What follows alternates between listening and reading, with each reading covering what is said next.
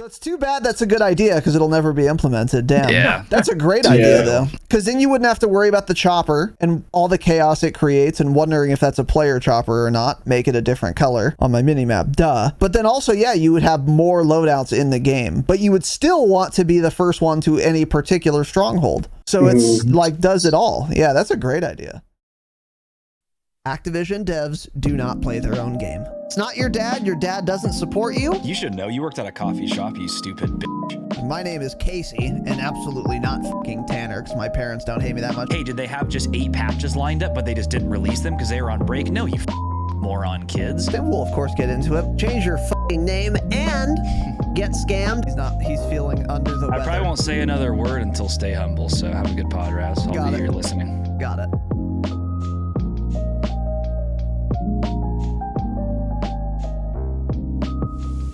We are live! Welcome, pigs, to the Dropshot of Call of Duty podcast, episode number 285.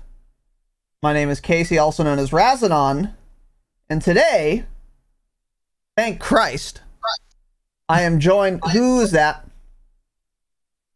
Just right out of the gate. Who's playing us through speakers? Who's doing it? Because I'm hearing feedback inside the first 30 seconds, and it's unacceptable. I heard one small piece of feedback. So you guys need to knock it the fuck off. Amateur hour here. And well, I was excited, now I'm not. Unfortunately, I'm joined by some other people today for a round table. A Warzone 2 round table. This one isn't round, man. What shape is it, Tanner? Tell me all about the shape. The shape appears to be rectangular to me. It does. It do be looking sectangular, is that was what I was going to say. Rectangular, perhaps. But that doesn't matter. Welcome to the show. If you're a new listener, we've done things like this before. It's called a round table, like we call it, which implies that we're all equals at the table. This is obviously not true. I like the imagery of a round table, but we're not all equals. I stand tall. I'm seated higher. I'm on a throne. Everyone else is beneath me, metaphorically. Really? And if we had a real table, it would be constructed this way, literally, as well. And wait, so you'd be sitting on the tabletop? I think what we would do is I would get some woodworker to make a round table, and then one section of it would just fucking slope up, right? And then there would be like a separate little thing, you know? For you, yeah, that makes sense, man. Like that for sure makes a lot of sense. Like a toddler with the, what do toddlers sit? Babies, actually. Or toddlers, maybe both. They sit on little, is it a high chair? Is that what they're called? And they have the little stupid tray built in? Yeah, isn't that what you eat at every night? Was that a good one? Did anyone like that? I didn't hear any almost feedback. Almost as bad as your table. So that's interesting. Well, almost the as bad as the table you're describing. Yeah. But it doesn't matter. Welcome to the show. Anyway, yeah, we've done roundtables in the past. Basically, what we do through these is we have members of the community on to join Tanner and I in a discussion about whatever the topic at hand is. I think we've always done roundtables on Warzone. I don't know if we've ever done like a multiplayer roundtable or something. Which is actually an interesting idea that maybe we should visit, Tanner. A multiplayer one? That'd be kind of cool, right? Little multiplayer roundtable. If people are still playing the game in a couple months, yeah. Yeah. So that's something we'll consider. Let us know if you guys would be interested in that. But historically, they've been about Warzone. And today, likewise, it is going to be about Warzone. And the list of topics and things to discuss are fairly fluid. We have a couple ideas. We're going to hit all the important big notes, obviously. But these are a lot of fun. People have liked them a lot in the past. And sometimes we have on new guests. Today, we have on only returning guests. These are all good players, supposedly. I don't know about Warzone 2. We'll get into it. And I'm very excited to get into it. So we're going to start some very brief introductions. Let everyone know who you are. So here's what we're going to go around the rectangular table. And I want you to tell me your name,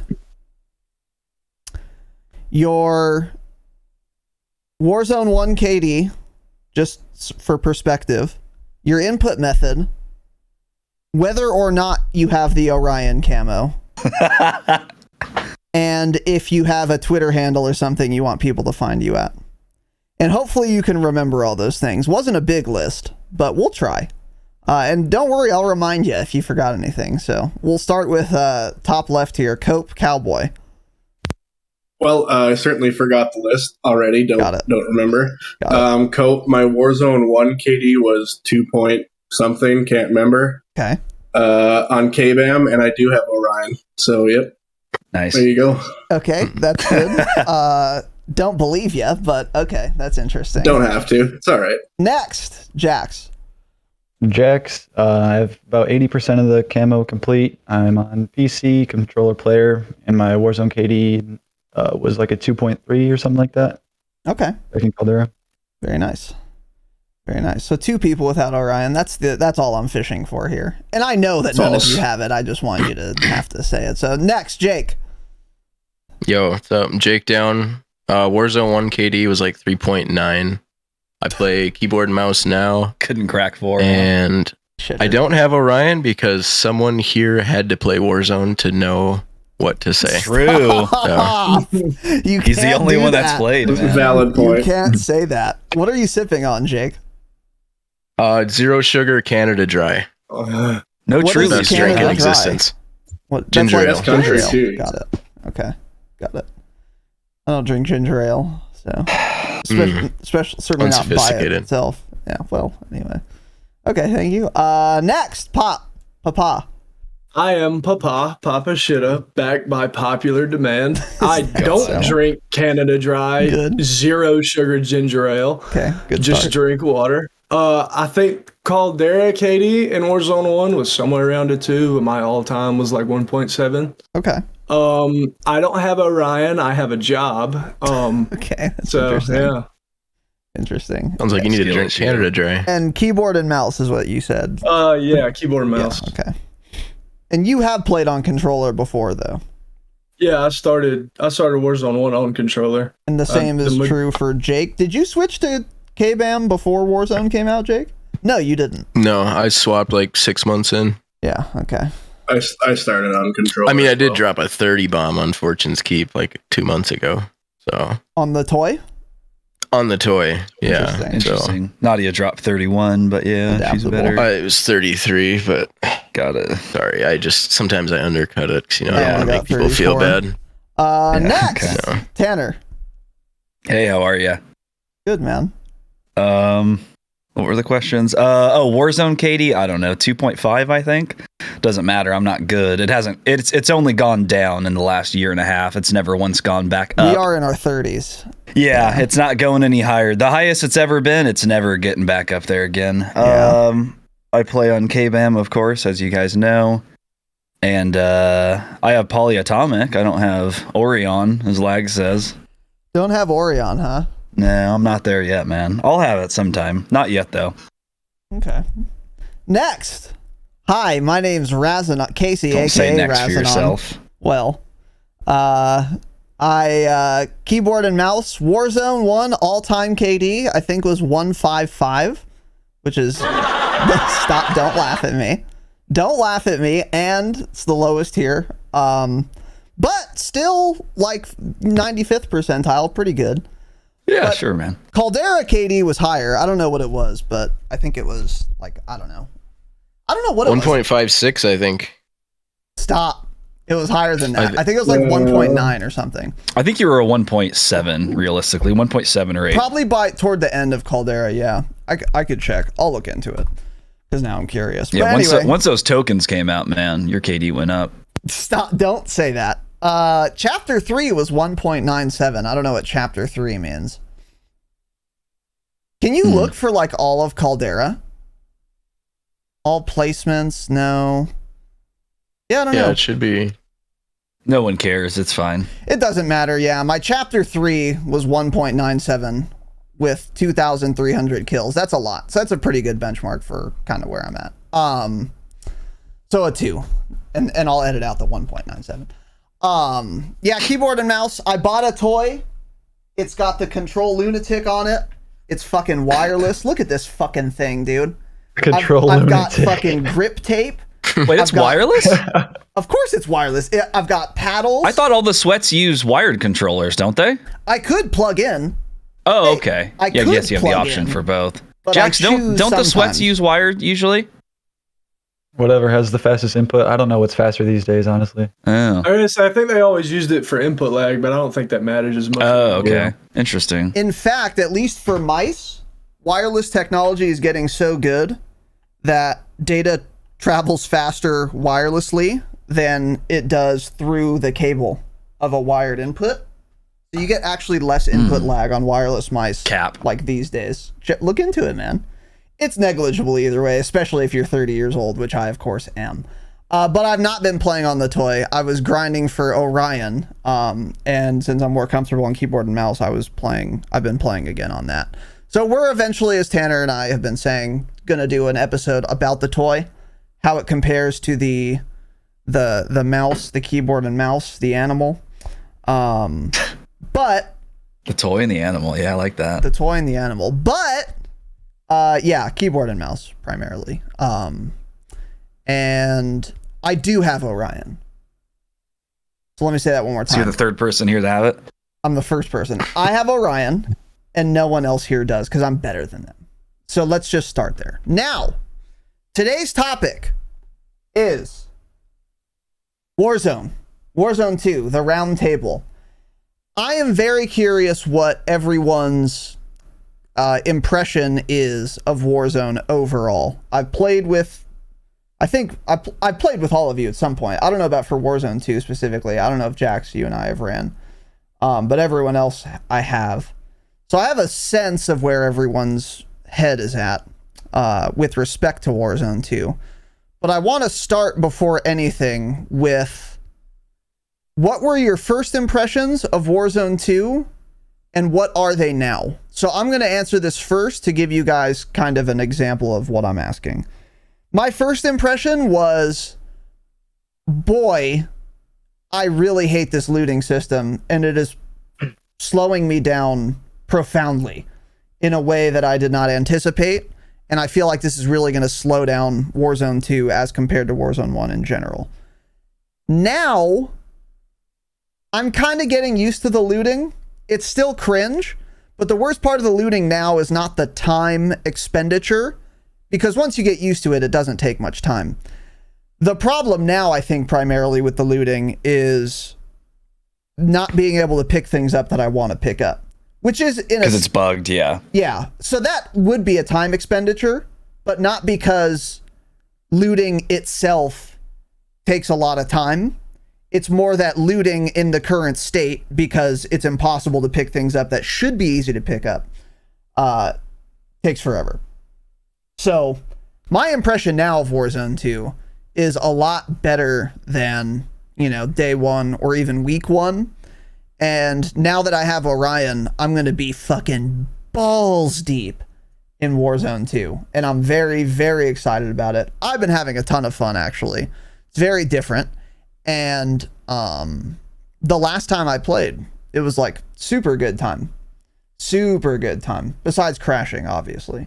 But Yeah. even that is, I think, broadly getting better for most people. I know some people are still mauling on the TL, but yeah, what was everyone's first impressions? Where are you at now with Warzone 2? I guess I'll start.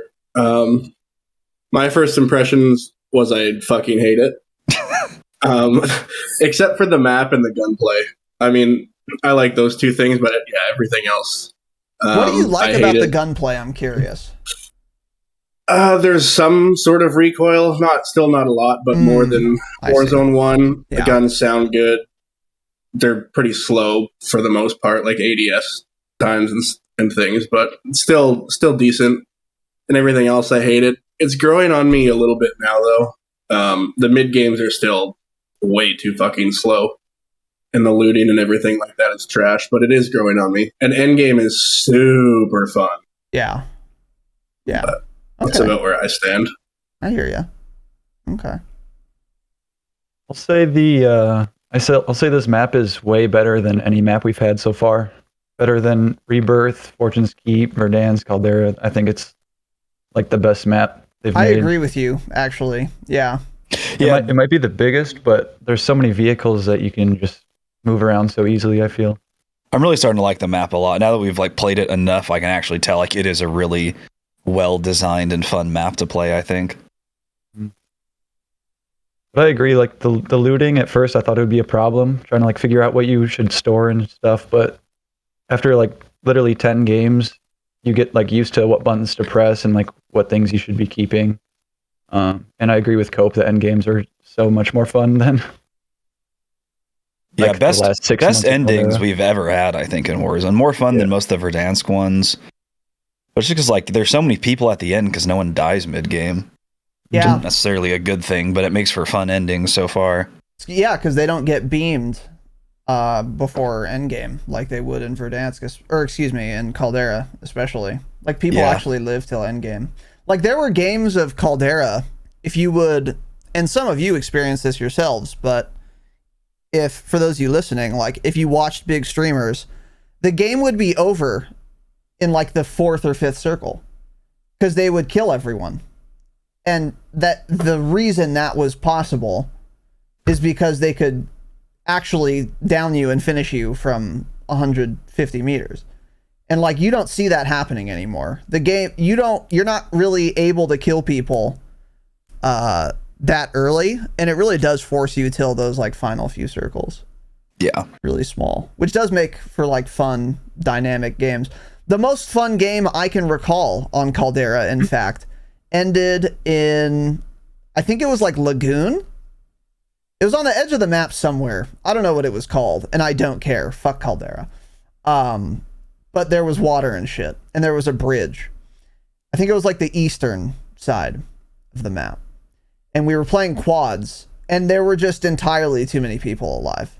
For whatever reason, for whatever fluke reason, there were a ton of people late game, and that game was so fucking fun. That was a great ending. And yeah, it seems like most games on Warzone 2 end that way now, which is cool. Yeah.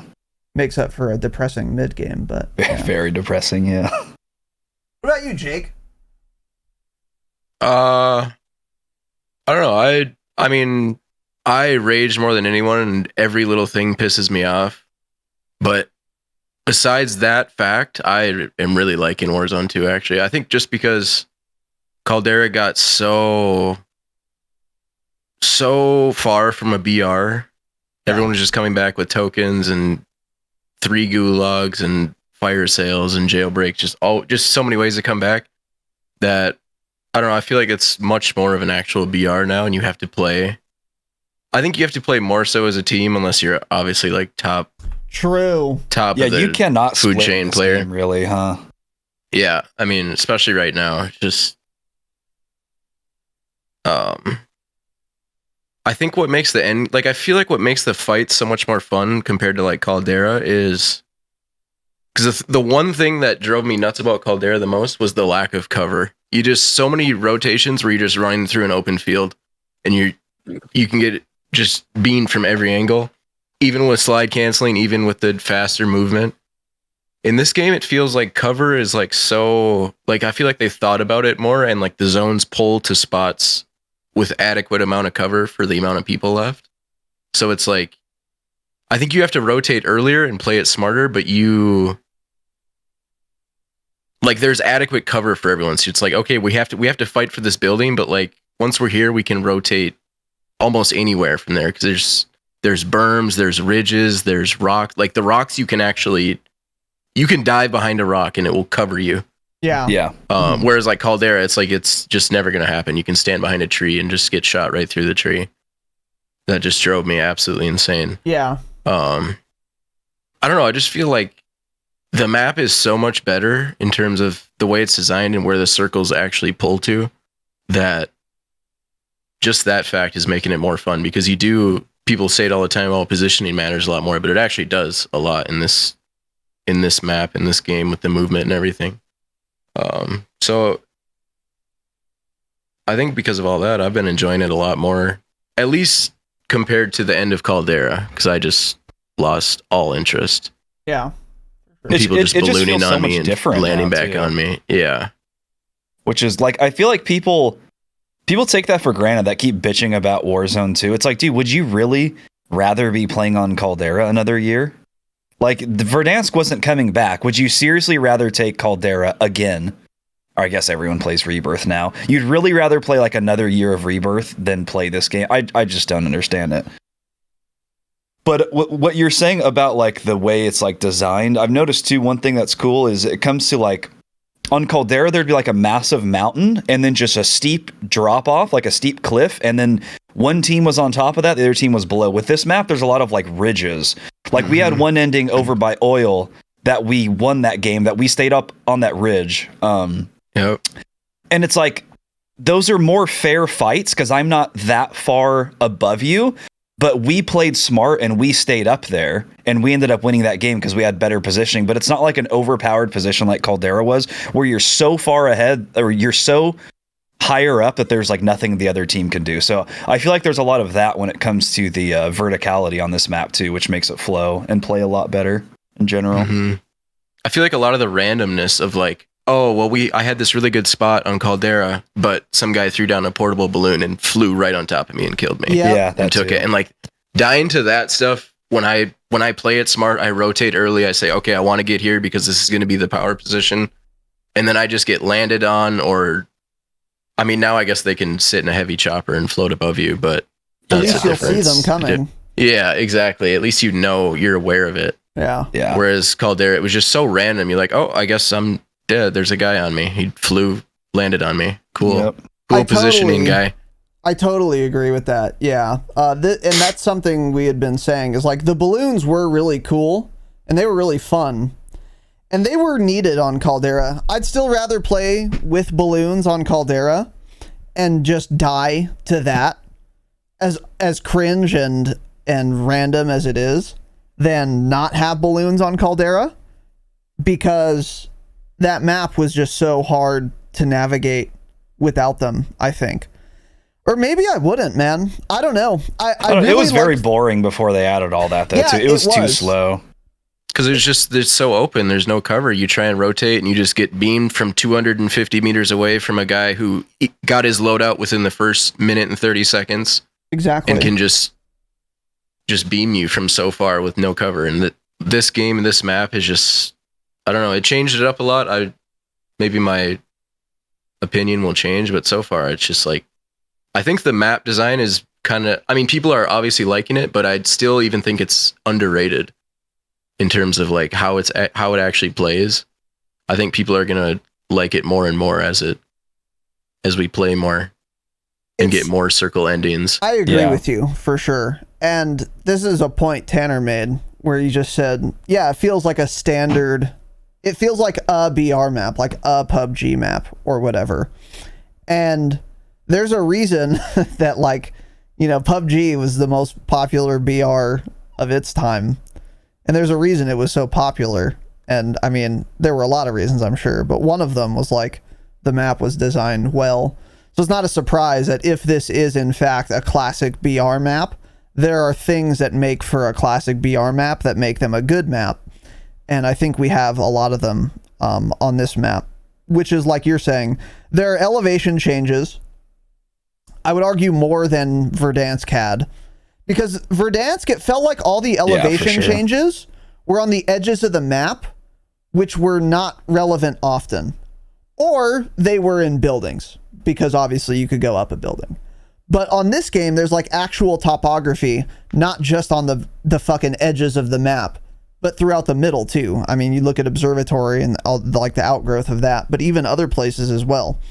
There's like relevant topography, but it's not literally insurmountable like many of the peaks of Caldera were. Like, oh, I literally can't climb up this, so we have to have balloons, I guess. Like, it's not that steep, and there aren't as many as Caldera had, nor are they as insane. But also, there are some buildings. There are like POIs. There are plenty of places without any buildings or structures of any kind, pipes or whatever the fuck. So it does it feels like when you need to rotate, you're going to go from one area that has either buildings or rocks or something to another area. And when you're going to that other area, that's like the danger zone where you need to be careful. On Verdansk, it felt like that was never the case. You were always at an area, kind of. Like going from a POI to another POI, this is an oversimplification, but a lot of times you could just get somewhere and always be by buildings, always be by cover. If I wanted to rotate from, like, I don't know, train station to hospital, it's like, okay, just buildings and cover the entire way there if you want. And on this map, that seems very often almost exclusively not true. It's like if I'm at Syed City and I want to get to whatever fortress, it's like I'm going to go from this POI to being fairly open, but there's rocks and elevation, to this other POI where there's buildings and cover and shit. And then on Caldera, it was just like there was no cover anywhere. There were like 3 POIs that had cover. Yeah. And then all the other cover was just elevation. So you wanted to just be like underneath a cliff face or on top of one. Yeah. But then they added balloons because they knew it was impossible to traverse that map, as Jake was saying. Yeah. So yeah, I agree with you. I really, really like the map. And I do wonder about the player count, though. But before we get to that question, Pop, tell us your first impressions, where you're at now. How you liking it? I share a lot of the same opinions, so I won't say much different. But I was worried about Warzone 2 when we first heard about it, when it was first coming out, just because movement was such a big part of Warzone 1 that when we played multiplayer and it was so much different, I was worried about how the gunfights would actually go, like how the actual, like a team, squad fighting a squad would go. But I guess once you get used to the movement and everything, it's not as bad. One thing I'd say, the in-game is really fun. Mid-game is kind of slow. But the one thing about in-game I will say is there's a ton of streaks always. It seems like there's a streak in every box, and like, you know, strongholds, it drops all kinds of streaks. But yeah, it does play a lot more like a BR, which I was also kind of worried about. I mean, I talked a lot of shit about Warzone 2, trying to keep my expectations low when it first came out, but it's turning out all right. I also do enjoy the map. I think it plays really well. I think they did kind of account for the slower movement, so there's a lot more cover than the other maps because of that, because you have to walk and plate. You know, all those different things play a part in how the gunfights go. So it plays a lot different than Warzone 1, but I don't necessarily hate it. It's just something to get used to. But it still has that Call of Duty aspect to it, which I like. Still feels like Call of Duty and not just PUBG. Yeah, that was one of my first. I'm glad you said that because I hadn't really thought of it, but you're right. The first time I played Warzone 2, I was like, man, this kind of doesn't feel like Call of Duty very much. But I think it's because all of the looting and shit was so foreign to me. I had to spend so much fucking brain power on it. But now it still does maintain a Call of Duty feel, even though it has a ton of like BR aspects, like you said. Go ahead. I think part of that too is because Infinity Ward specifically does do like their identity of guns very well. Like an SMG does feel like an SMG. AR feels like an AR. Snipers have a place. And I think that really plays into how gunfights are taken. Even though the movement and everything is so much different in this game, the gunfights still feel like a Call of Duty gunfight from Warzone 1.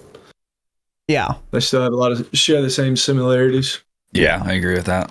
For sure. So for me, my first impressions, like immediately right out of the gate, time to kill felt way too fucking fast. Actually, my very first death, I was streaming it. We were playing duos. Yeah, both of us. And I could not believe how fast I died. Yeah. Having come from playing multiplayer for, 2-3 straight weeks, whatever it was. I swear to God, up close, the time to kill did not feel different than playing multiplayer. It was weird. So that was my first experience, was I died to some guy who we then even clipped it and slowed it down. And the guy was looking the opposite direction as me. He was looking that direction, I was over here, and then smile, he was really looking at me and I was dead immediately. So very first impression was like, holy shit, man, this time to kill is going to be rough. And I pretty much still usually feel that way. Like the time to kill at range with ARs and shit feels better because people miss shots. But if someone hits every shot on you, it still feels too fast. I do think we need more health. I would love to test that out with like 25 or 50 more health, see how that feels, because it's like up close, there's 0 reaction time, and that combined with the game's slow movement is a little weird. And that was my other first impression, was it felt very slow. The not being able to sprint while plating is like such an insane thing for them to change. Insane and unnecessary, and that alone slows the game down so much. And then not being able to get a loadout generally as quickly, well, pretty much ever, as quickly as like on Caldera. Not having double time. Once you get double time, the game feels literally so much different because you can actually sprint and move. So those things need to change a lot. They need to like increase base movement speed, give me free loadout drops 2 minutes into the game or something. I don't know. But the plating while sprinting, that's the biggest thing that they could easily change, and we'll see if they ever do. Those two things, and then I of course hated the looting system. Like everyone else, I've gotten more used to it. I would still never prefer this over the old system we had. It was so basic, easy to understand, quick looting. I've gotten faster at it, of course, as you do, but I still don't enjoy it and never will love it compared to the way we used to have it. But I feel like since it's Infinity Ward, that's just never changing, and we're gonna have to deal with it. So I think once they do fix it, if ever, of like all the loot dropping in one spot and then not being able to grab half the items, that will also speed it up a ton. But we may be waiting on that for 3 months, so we'll see. Yeah, I think the looting will be, if they smooth it out and speed it up and make it so you can grab what you actually want. I actually really like it, because then I can carry 500 rounds of AR ammo and just shoot at every single person I see. And then instead of carrying plates, I'll just carry an ammo box. I'll carry 1 stack, an ammo box, and like 3 stacks of AR, and I'll just shoot at every single thing I see. Or you can carry a bunch of streaks, or you can be the supplier and carry all the plates, or the plate boxes and the munitions boxes. Yeah, supplier. I don't know. It's definitely annoying with how buggy and slow it is right now, but if they smooth it out, I think it'd be really fun. I agree. I'm with Jake on this. And I think I said this the last time we talked about it. I do think the Warzone 1 looting system was one of its biggest strengths, but they could keep that and also have a backpack system. They just need to make how looting works right now way better. You need to be able to ground loot. So I need to be able to press my backpack and a screen pulls up of everything on the ground near me that I can drag and drop from that separate menu, rather than having to pixel perfect look at the fucking gun on the ground in a sea of 80 guns and try and pick it up. They need to add that. If I run over an ammo type for a weapon I already have equipped, I need to auto pick it up just like in Warzone 1. I don't know why this isn't the case, but I'm holding it's supposed to be that way. It bugs half the time. Yeah, exactly. I'm holding an AR. I have no AR ammo. I run over a stack of AR and it doesn't pick it up automatically. It should, and I think it will, because it did work this way in Warzone 1. There's no reason I wouldn't want it. They need to fix that. But then beyond that, I do like it a lot. I think it adds more depth, and it does add a skill gap. And yeah, it could slow you down. Yeah, you could lose to someone because they had the brain power to hold on to things that were smarter to hold on to in that particular situation than you did. But that's okay. I support things that increase the skill gap, even if that's not directly related to that's not a mechanical skill. That's not like a first-person shooter skill. I would argue that's a fair battle royale skill to incentivize and value, and I like that it exists for sure. One thing I'd also like to mention is something Tanner and I have been saying is like the time to kill is like too fast, but at long range, it's totally fine because people miss shots. That's true, but also like Tanner said, if it were the case that you were getting hit with every bullet at 100 meters, you would die faster than you do on Caldera right now. Oh, That's for sure. actually true. Yeah. The only reason you don't get beamed at super long range is because there are no good optics, which we'll get into, and people are just missing a ton of shots on you because there's more recoil, which I will take, but it's just something to keep in mind. And what was I going to say? I really do hope that they just raise the base health or raise how much plates are giving you. I think it's insane how fast you die up close. And the meta strat for me, honestly, is to never get close to someone. I'm not doing it. Like, imagine you push a building, you think one guy, let's say you're really confident. You're a really good player. You're on the toy. You see a guy enter a building. You think there's one guy in there. And you're Aiden. So you're insane and you win every 1v1 gunfight in a building. If there are simply more than one guy in there, you just can't win. Time to kill is too fast. And you can't sprint while plating, and you can't stim your way out. So there's no outplay potential in that situation, other than getting on target and aiming better and shooting first. Now, you could do that in a 1v1 situation right now in Warzone 2, but you can't do it in a 2v1 situation because all of your outs, all of your oh shit buttons that existed in Warzone 1, like fucking stimming and getting a speed boost, plus health regen through damage, which does not exist in this games with these stims, and being able to plate while sprinting after you've done that, you don't have these outs anymore. So if you're the best player on Earth, you push a building thinking one guy is in there, and there are two guys in there, you just die every time. So the strategy is actually to just not be close to people, especially for me. I'm just not doing it. And that's unfortunate. The time to kill is just way too fast. Way too fucking fast. But anyways, moving on here, we're going to start with this section rather than do it in the middle. Have any of you brought anything to the table that you would like to discuss? I know Jax has a couple of things, so we can go to Jax if we'd like.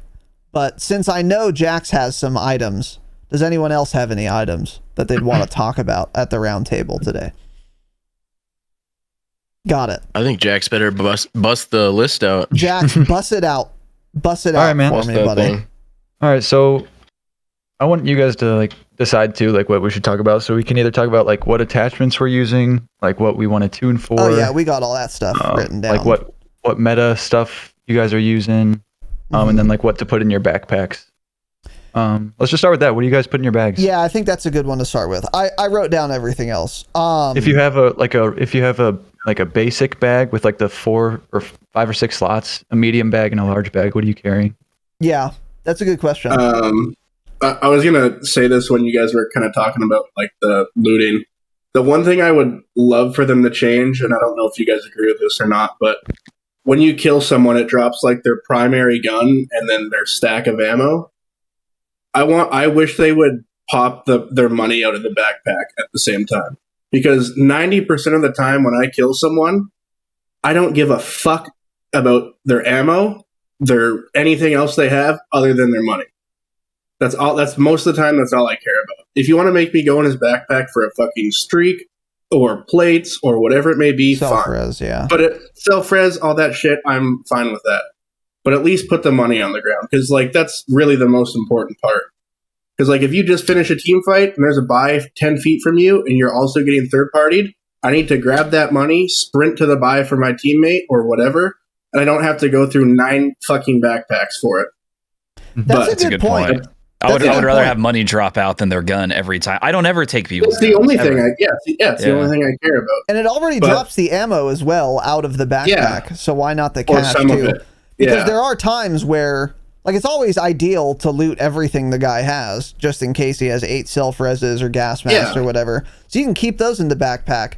But if it popped out the cash, the guns, and the ammo, then you would have the option to do a quick loot for when you're getting third-partied, like you said, Exactly. where you don't open the pack, or like a thorough run his pockets. Yeah, that's a good point. I agree with you. Yeah. But to Jax's kind of question, for me, for what I put in my backpack is usually like 2 or 3 stacks of plates and AR ammo. It's pretty much, and then whatever else, like a plate box or whatever the fuck. But it's pretty run of the mill shit. As long as I have like, just some extra AR and some plates, I don't really care that much. I'm not super picky. Yeah. Yeah, I feel that. I'm the same way. Not 90% of the time, all it is plates. You know, if you hit like a stronghold or something and it drops munitions and armor boxes, then sometimes I'll have an armor box. You know, the bottom right of your screen is like the field upgrade or whatever, and then keep a muni box in a slot so you don't have to. So then that accounts for your extra AR and extra SMG on top of what you already have. Yeah. And then the rest of it's plates, because especially when it gets in game, you're gonna definitely need them with all the streaks and of course people shooting at you. And people, yeah.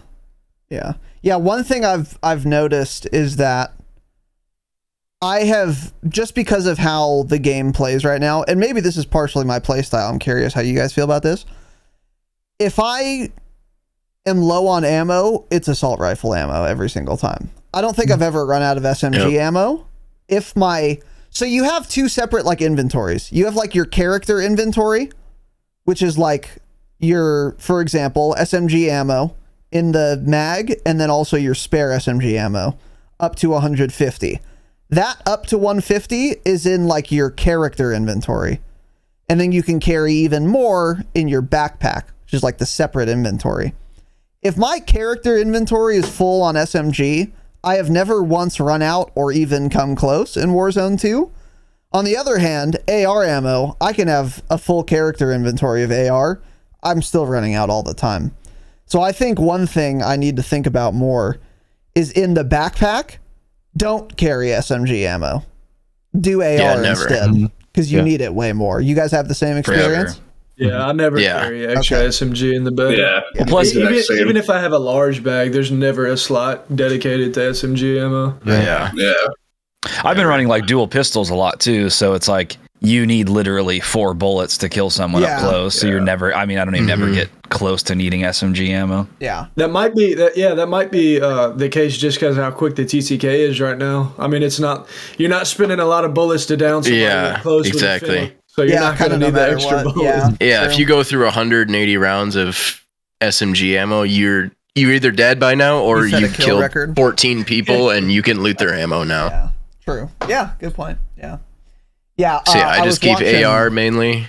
Oh, sorry. Go ahead. I was watching Symphony, and it's funny, this morning, and he was on a body. Guy had a ton of shit on him, and all Symphony looted was AR. He had like, I'm not kidding, 4 full stacks of AR in his backpack. And I was like, interesting. Jesus. It's probably smart though. It's probably the play. I think you would want, like, again, you can have a gas mask equipped, you can have a field upgrade equipped, you can have a self-res equipped. You could put maybe some of that in your backpack, but I think the most important thing, is just having a ton of fucking AR. Because then it's like, you can just shoot more. You know, if I only have 210 rounds and nothing in my backpack, I'm just not even going to start shooting someone until later, which could be a big deal. Because if I had unlimited AR, maybe we do get it down, or at least we run some guy out of plates, scare him off, whatever. So yeah. Anyway, I interrupted you, Jake. Go ahead. No, it's just going to say that's basically what I do is usually 1 or 2 stack of plates if I have a base bag, and then the rest AR. And if I find an armor box, I'll just swap out one of the stack of plates with that. Yeah, that's what I always do with armor. One thing that this game also, I'm sorry to do this again, but real quick. No, you're good. One thing this game needs to do also is, so let's say I have a full character inventory of AR. I shoot a mag, I reload, I had AR in my backpack inventory. It'll automatically move it to my character inventory again. So that 210 will still say 210, even though I've just shot 75 and reloaded it. Why doesn't it do this with kill streaks? or field upgrades. Oh yeah, It's Yeah, it doesn't. annoying. yeah, that's annoying. You have It to makes equip you them every go time. open and re-equip. That's another little piece of optimization that needs to happen, and I'm not sure why it doesn't. I am curious if it works this way with gas masks too. If your gas mask runs out, You have to equip it. you do have to re-equip it. It only Okay. works with self-res and ammo, I think. It works with self-res as well? Yeah, it does. Okay. Tested it. I've had like 3 self-reses on me, and I got down, popped Crap. it, ran 5 feet, got downed again, popped it, and it just Okay. auto-slotted for me. So Okay, that's good to know. So self-res, ammo, and what was the other thing you said? Gas. self-res and ammo, I think that's Plates. Gas masks don't. Oh, plates. Oh, yeah, probably. Plates, slot in, obviously, yeah. but that's it. Those auto Yeah. slot. Everything else doesn't. Okay, good to know. But anyway, Jake, I'm sorry I interrupted you twice. No, I was just gonna say, I don't know if people know, when you drop either an armor box or munitions, I think armor box gives you, I think it gives you 6 plates, so to refill the 3 on you, and then another stack in your backpack. So always drop the 3 on your body and 3 in your bag before you grab it, so you can get the extra ones or leave them on the ground for your teammates or whatever. Yeah. And then same Okay. thing with muni. If you're trying to get the maximum amount of ammo, hover over your weapon and drop all the ammo out of it, so it drops all your character spare ammo, and then drop. I think it gives you another stack when you hit the muni in your backpack. So drop another full stack too, and then you'll get basically two full stacks.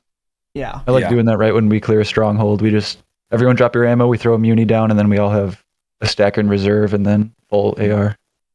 So if I have a free slot in my backpack, like an empty slot, I've space for something, and then in another slot in my backpack, I have a full stack of AR ammo, and then I hit a muni, it won't give me extra in the second backpack slot? I have to drop Nope. it out of the backpack? I don't think so. Okay. Yeah. Because it Good only to fills your like gun on hand. Okay. And also the resupplies scattered around the map, those in Warzone 1, they used to only give you like 2 mags or like 60 rounds. But in this game, they max out your ammo. They also Really? do your Yeah. they Yeah, also do they your give you a equipment bunch. stuff too. I Say that noticed again, it the Phil? other day. They do your equipment and lethals and Oh, shit. shit. Yeah. I That's noticed cool. it the I other noticed they day. did that. I did not know I that. noticed it the other day. I always was hit like, them oh, for ammo. I okay. didn't even realize they did that. Wow. It's really good Yeah. to know. Okay. Yeah, so I usually have at minimum 2 stacks of plates. Often I actually end up having 3. I pretty much always keep 2. If I find an armor box, then I drop 1 stack and then get the armor box in there.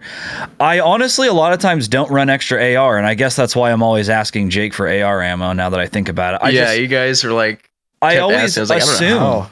I always assume that I'm going to have enough because I'm used to like not ever used to needing more ammo because Vanguard you hit every shot. But I need to start always carrying a stack. I really honestly haven't been doing that. I'm shocked that all of you guys are like, oh, obviously carry extra AR ammo, and I'm like the only one that hasn't. I end up carrying a lot of streaks, honestly.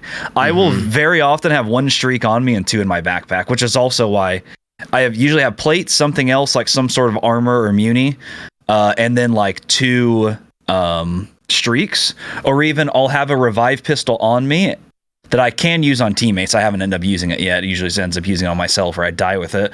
Or I have that and then a self-res in my backpack too. So I usually just don't even have extra AR, but I'll have to start focusing on that so I can really let loose. Because yeah, some of those gunfights, one of those games, the game we were playing yesterday where we were doing well and got quite a few kills and then we won, we were firing so many bullets that entire game, like all of us like shooting at full squads out in the open, and we were just burning through ammo. I think we had to drop like 2 munis in like a 4-minute period or something because you just missed so many shots at range using iron sights. But yeah, that's interesting. I'll definitely have to start carrying way more ammo then, because yeah, I'm just fucking constantly out always. Also, when you get it down too, almost everybody has more than 1 self-res, so you end up using a lot of ammo. Like TTK is fast up close, but gunfights can last a while. And that's most of the time at like mid-range when you're fighting a whole other team, you're downing them, they're going to get rezzed, and all you're using at that point is your AR. Yeah. Have you guys noticed this too? When you down someone and then you start looking for his teammate, within like 5 seconds, the guy you downed is nowhere to be seen. Yeah. Like you start looking Get for him and rezzed quick. he's just crawled away so far already. Yeah. It happens all the time. Like people just vanish. I'll hear footsteps. I'll run to a building. Dude's gone. Pop a UAV. Well, there's so many little probably 100 rooms in all meters the away. buildings too. It's like they can just crawl in a bathroom little or I something. feel like closet you crawl shit. too fast when you're down. I don't think the You sell- revive you pistol sell should too work on fast, yourself. I'd agree with that because Yeah, There's too many self-reses, man. Anyway. Yeah. And you're asking me to thirst some guy at 80 meters with a red dot? Come on, man. I can't do that. I can't do it. Stop. Skill issue. Orion though. Orion. I do have Skill Orion. issue. though. Oh, shit. Yeah. One thing I'll add, by the way, we obviously have not seen a single aimbotter, because if we did, we would know immediately. You guys saw We one see one yesterday. yeah, we had one yesterday. Oh, They had one yesterday, and then also Cronus team in their lobby that won the game. Yeah. okay. Because I have not died from long range quickly ever. It's not happened yet. So Ricochet's working pretty fucking well. Even if you guys did see one, sure. So shout out to Activision. Oh yeah, it's for been that. way better. Way fucking better. Way 'Cause better. you would Yeah, know. not even close. You would know Yeah. immediately. If someone's far away hitting every shot, you would immediately know. But anyway. Yeah, okay. So some things to think about there. Next I want to get into of course, the loadout. What kind of weapons are we using? What loadout are we using? I want to start with this. What kind of optic are we using? So as we know, in the 19 meta, in the Cold War meta, and in the Vanguard meta, the best optic for your primary long-range AR had zoom. It was either the VLK, the Axial, or the 3 to 6x. And now there is no analog that is worth using. The VLK zooms too much. It doesn't zoom too much, but there's too much recoil for it to be useful, frankly. And you'll end up landing more bullets by just not having that on and having like a red dot instead. And then there was another optic I wanted to try called the Schlager, like 3.4x. This is the lowest zoom optic in the game besides a red dot, at least based on the tooltip, the description of the optics. So I tried that as well, hoping that that was enough zoom, but still worth using. It's not. There might exist some gun where it has little enough recoil that a Schlager with that amount of zoom would be worth using, and the visual recoil wouldn't be too high.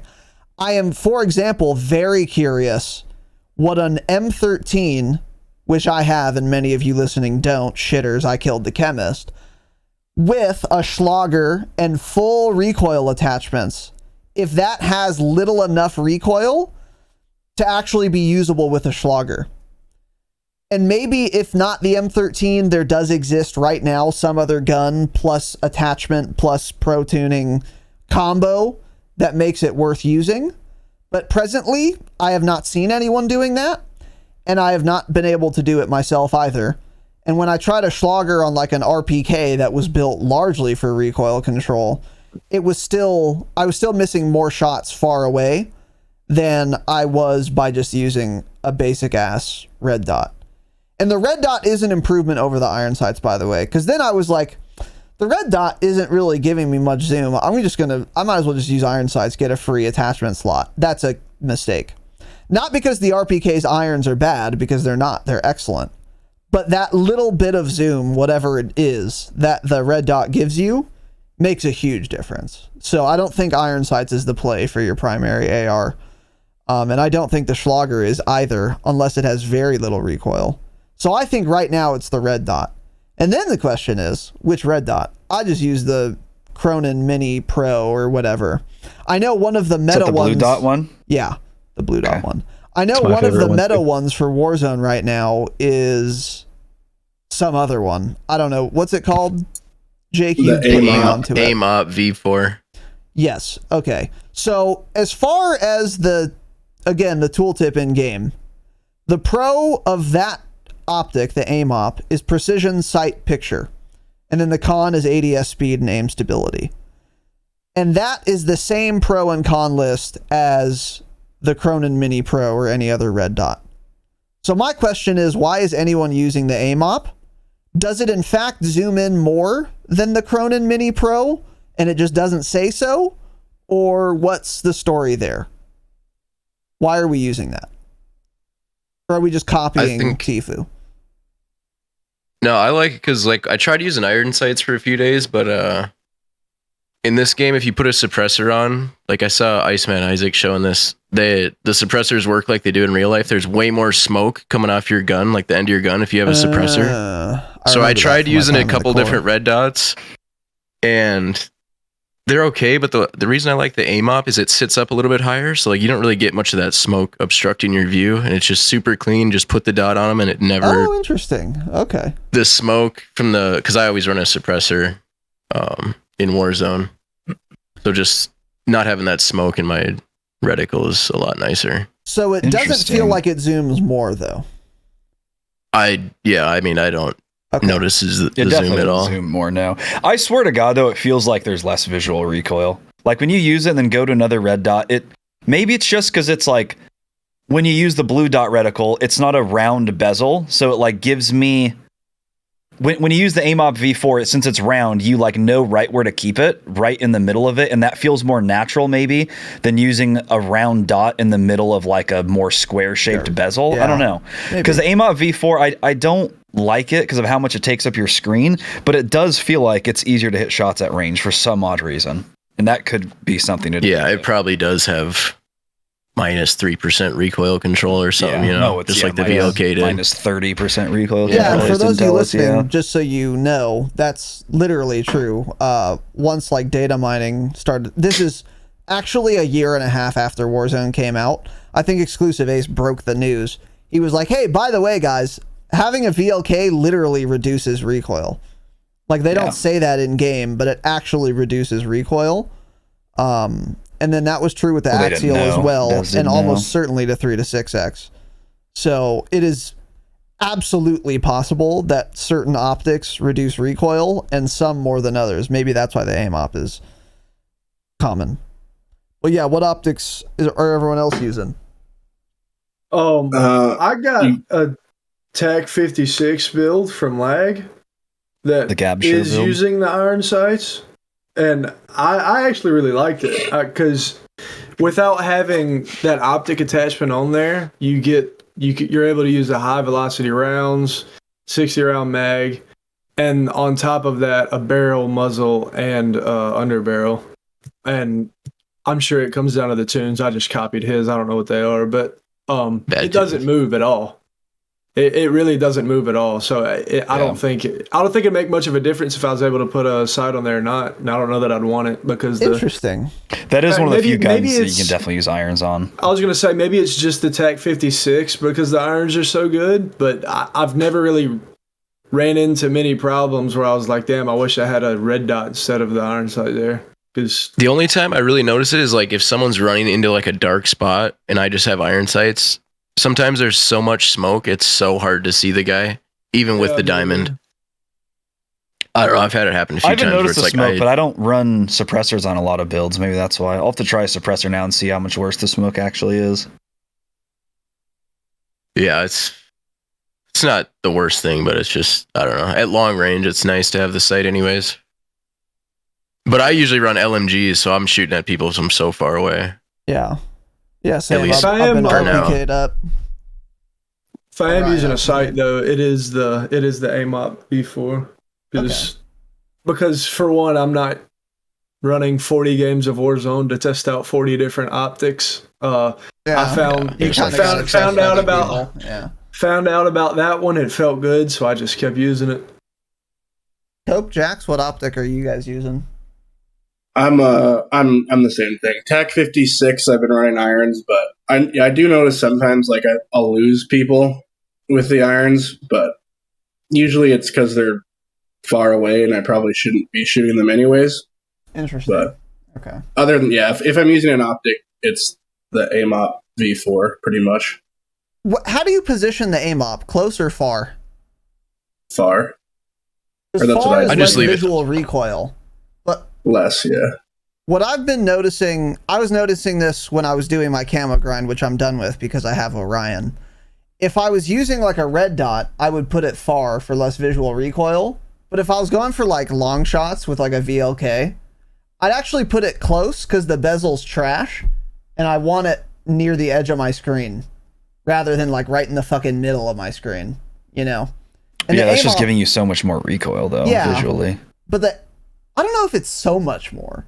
I know it's more. Quite a bit. But I don't know. I've tested them a lot in the firing range and it feels a lot worse when they're close. yeah, if you tested them back to back, maybe it's more than I'm thinking, yeah. But the AMOP has a trash bezel too. I'm tempted to jam that sucker into my eye socket. But you guys go far. I just anyway. leave it right in the middle. Oh, interesting. I've Not experimented with protein. them a lot of different ways. I was doing it probably like 25% towards close. I tried that in the firing range and that felt okay. Didn't feel like it added that much visual recoil, and it was like, it just felt like it was sitting in a better position. I don't know, but I'm not sure if I'd actually run that. I was just trying them in the firing range to figure it out. But I've been, if I run a sight, it's usually that or the little blue dot.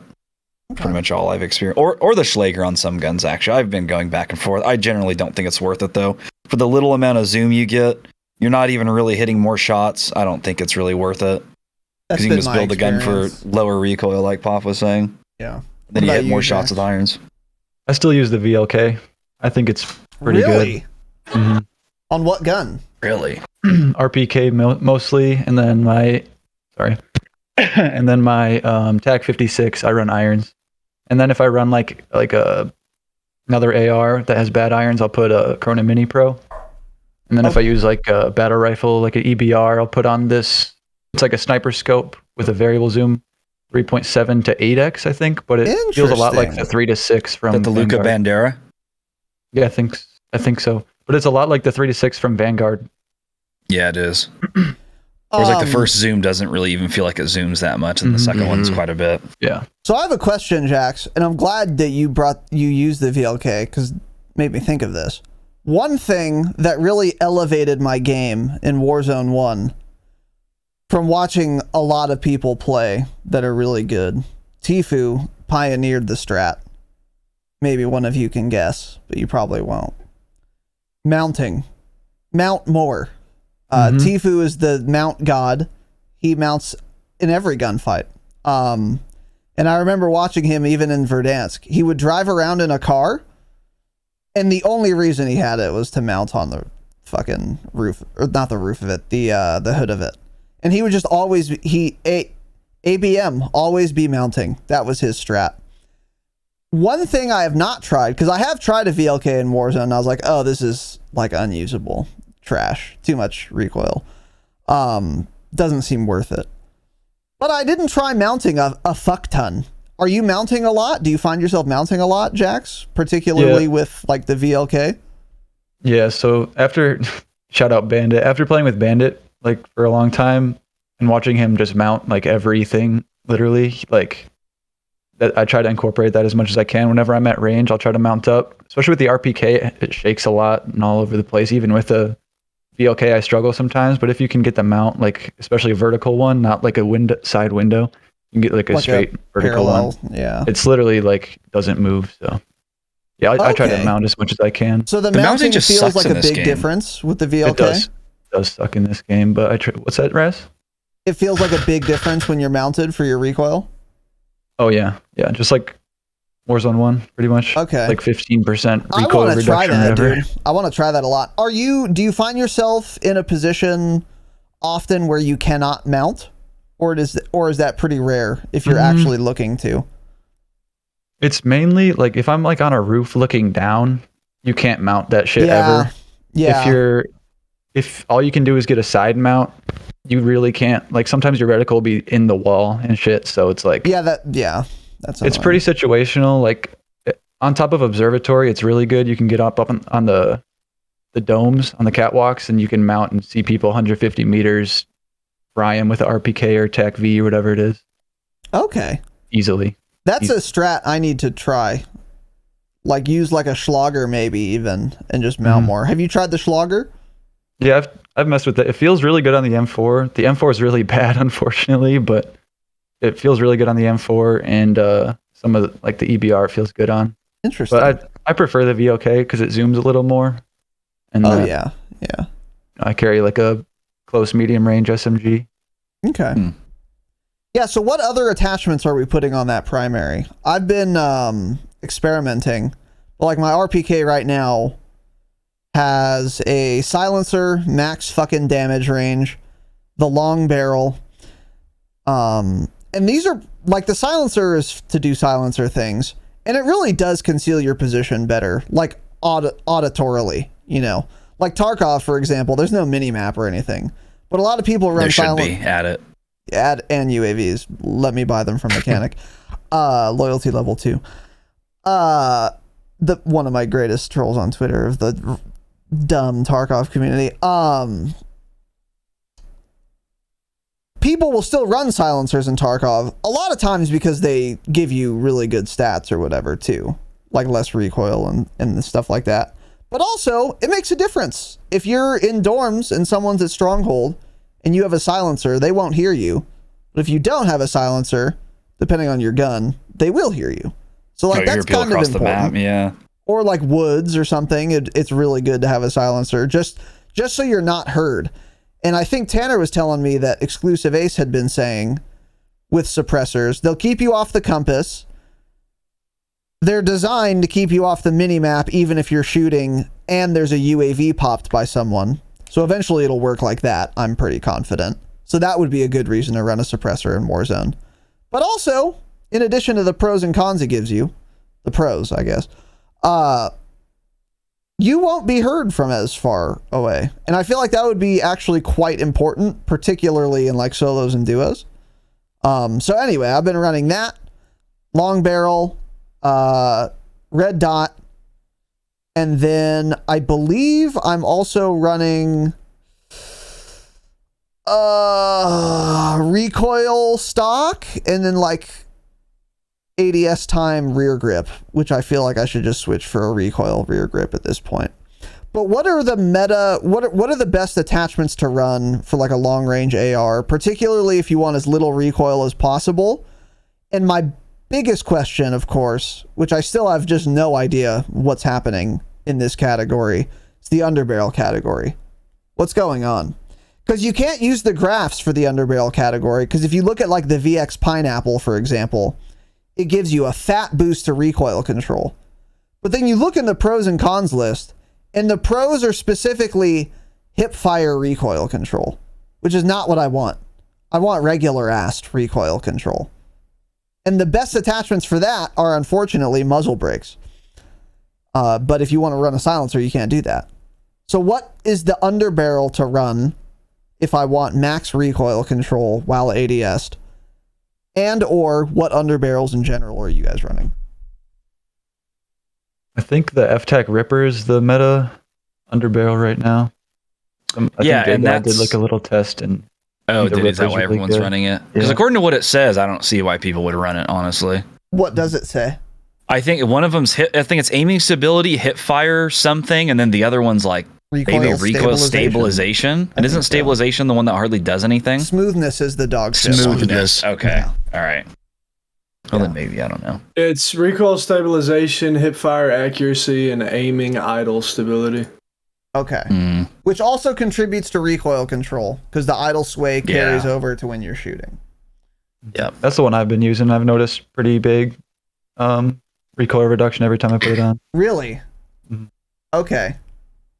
That's good to know. That's what I was really thinking haven't it tried would be any the other best ones, no. one, is that one. Yeah. Mhm.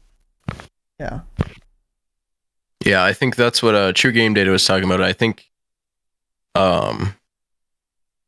he was saying if you want to run like the VX Pineapple, I think technically helps with the actual recoil pattern the most, which is still random. ADS? You can't replicate it. Yeah, but it has a lot more idle sway. So he said if you want like the actual long range like meta recoil attachment, the Ripper 56 is better because it helps with the stable, like the aiming stability so much more. That would be a big difference at range, yeah. That's true. Okay. So I think they're both pretty comparable in terms of the recoil plot, but the Ripper 56 I think just helps with the sway a little bit more. So it's between the Ripper and the Pineapple. I think so. I don't know what the ADS. I think the ADS time is the same. Like it's the same hit with both of them. I think the Pineapple is Without more like tuning, a I Merc think. foregrip, and then the Ripper is more like a Commando. Yes, yeah, Yeah. that's the Stats. idea. Yeah. For sure. But I do, yeah. I need to watch that video then. Because the Pineapple, it doesn't even say like ADS recoil control in its pros list, but I guess it does it anyway, according to True Game Data. Yeah, I think the actual recoil plot's pretty similar with that compared to the Ripper. Okay, that's good to know. Okay, yeah. Are you guys even? Yeah, I think running it hurts your underbarrels, movement. though? Yeah, like what are your attachments on an AR, Jake? I mean, the main gun I'm running right now is the RPK. I do no barrel. I think it's the Harbinger D20. Whatever the longest suppressor that has the most range, velocity, recoil control. Like the wrap. That looking one. Oh, high velocity rounds is what I'm running. That's the thing I forgot. You have to run it. So anyway, go on.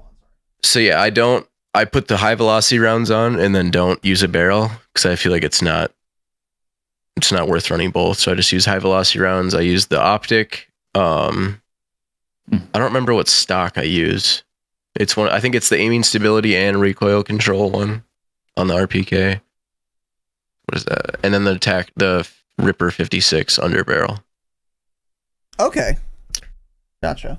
Because there are And yeah, also that's what I've mainly been running. Okay, yeah. Because one question I had is like in Warzone 1, if I want a better recoil control, it's always an underbarrel over a rear grip. But in this game, there exists a rear grip for like every gun where the pro is literally recoil control. I wonder how well that works. And if I have one free slot and I want better recoil, should I be running that or should I be running a Ripper or Pineapple underbarrel? I don't know the answer to that. Yeah, I don't either. I feel like there's a lot to be keep wondering that uncovered as still. well. The rear far grip as and the stocks. stock. Yeah. So I Yeah, think I've stocks never and done barrels. Recoil. Stocks and barrels have the biggest impact on your gun if you change them. So I think if you're like debating between a stock and a rear grip on like what you want for recoil control, you'd probably want the stock because it's going to give you stability and recoil, whereas the handle's just going to give you recoil. What about between the stock and an underbarrel? What's Probably going to take the impact your underbarrel. recoil more? Probably take the underbarrel. I was gonna say because you were talking about earlier how the F-Tech Ripper helps with the sway on your gun too. So if you do the rear grip, I guess that would depend on how much the gun has, how Idle much sway the sway, gun yeah. has by default. If you'd want that extra help with it with the underbarrel, or if you just only want that little bit of extra recoil that it helps with, if it does that. Yeah, I see what you mean. Yeah, Yeah, I think there's a lot to be learned with all the attachments I know. and tunings. I feel like there's like a you lot of stuff that people are going to figure out. And Yeah, I think I they're think it's just now good, though. figuring out the tuning shit. I think it's good though, because I think you're actually, like this game, obviously you're going to be able to build guns a lot more to your liking than any other game so far. Mhm. It's like so many times there'd be guns in Warzone 1 where it's like, I won't use this because it just ADS is a little too slow or and the there's recoil nothing is you just a can little do too about it. much. Yeah, and it's like I have the optimal setup. There's literally nothing else I can do. Yeah. Whereas like with this, I could try, I'm going to try a stock with this grip and then tune it for this, or try this underbarrel with this laser and tune it for this. It's like, I think there's going to be a lot more variety when it comes to that once we Yeah, get you more can, concrete stats. Yeah, I think you're You right. can build for comfort over meta in this game. Exactly. A lot better than Comfort Warzone or 1. meta? Yeah. 'Tis the season for clean balls. Fa la la la la la la la la. Our friends at MANSCAPED are helping you clear your driveway for safe travels this holiday season. From stocking stuffers to white elephants, MANSCAPED's products are at the top of every wish list. Grab some crop mops for your pops or the body buffer for the holiday lover. Win this year's white elephant gift and help all the men in your life go from eggnog to nice hog this December by going to manscaped.com and using code DROPSHOT for 20% off plus free shipping. Manscaped is a one-stop shop for all of your holiday needs. They have the perfect gift in the Platinum Package 4.0 plus loads of little presents perfect for stocking stuffers. What better holiday gift than giving the gift of good hygiene and a few laughs?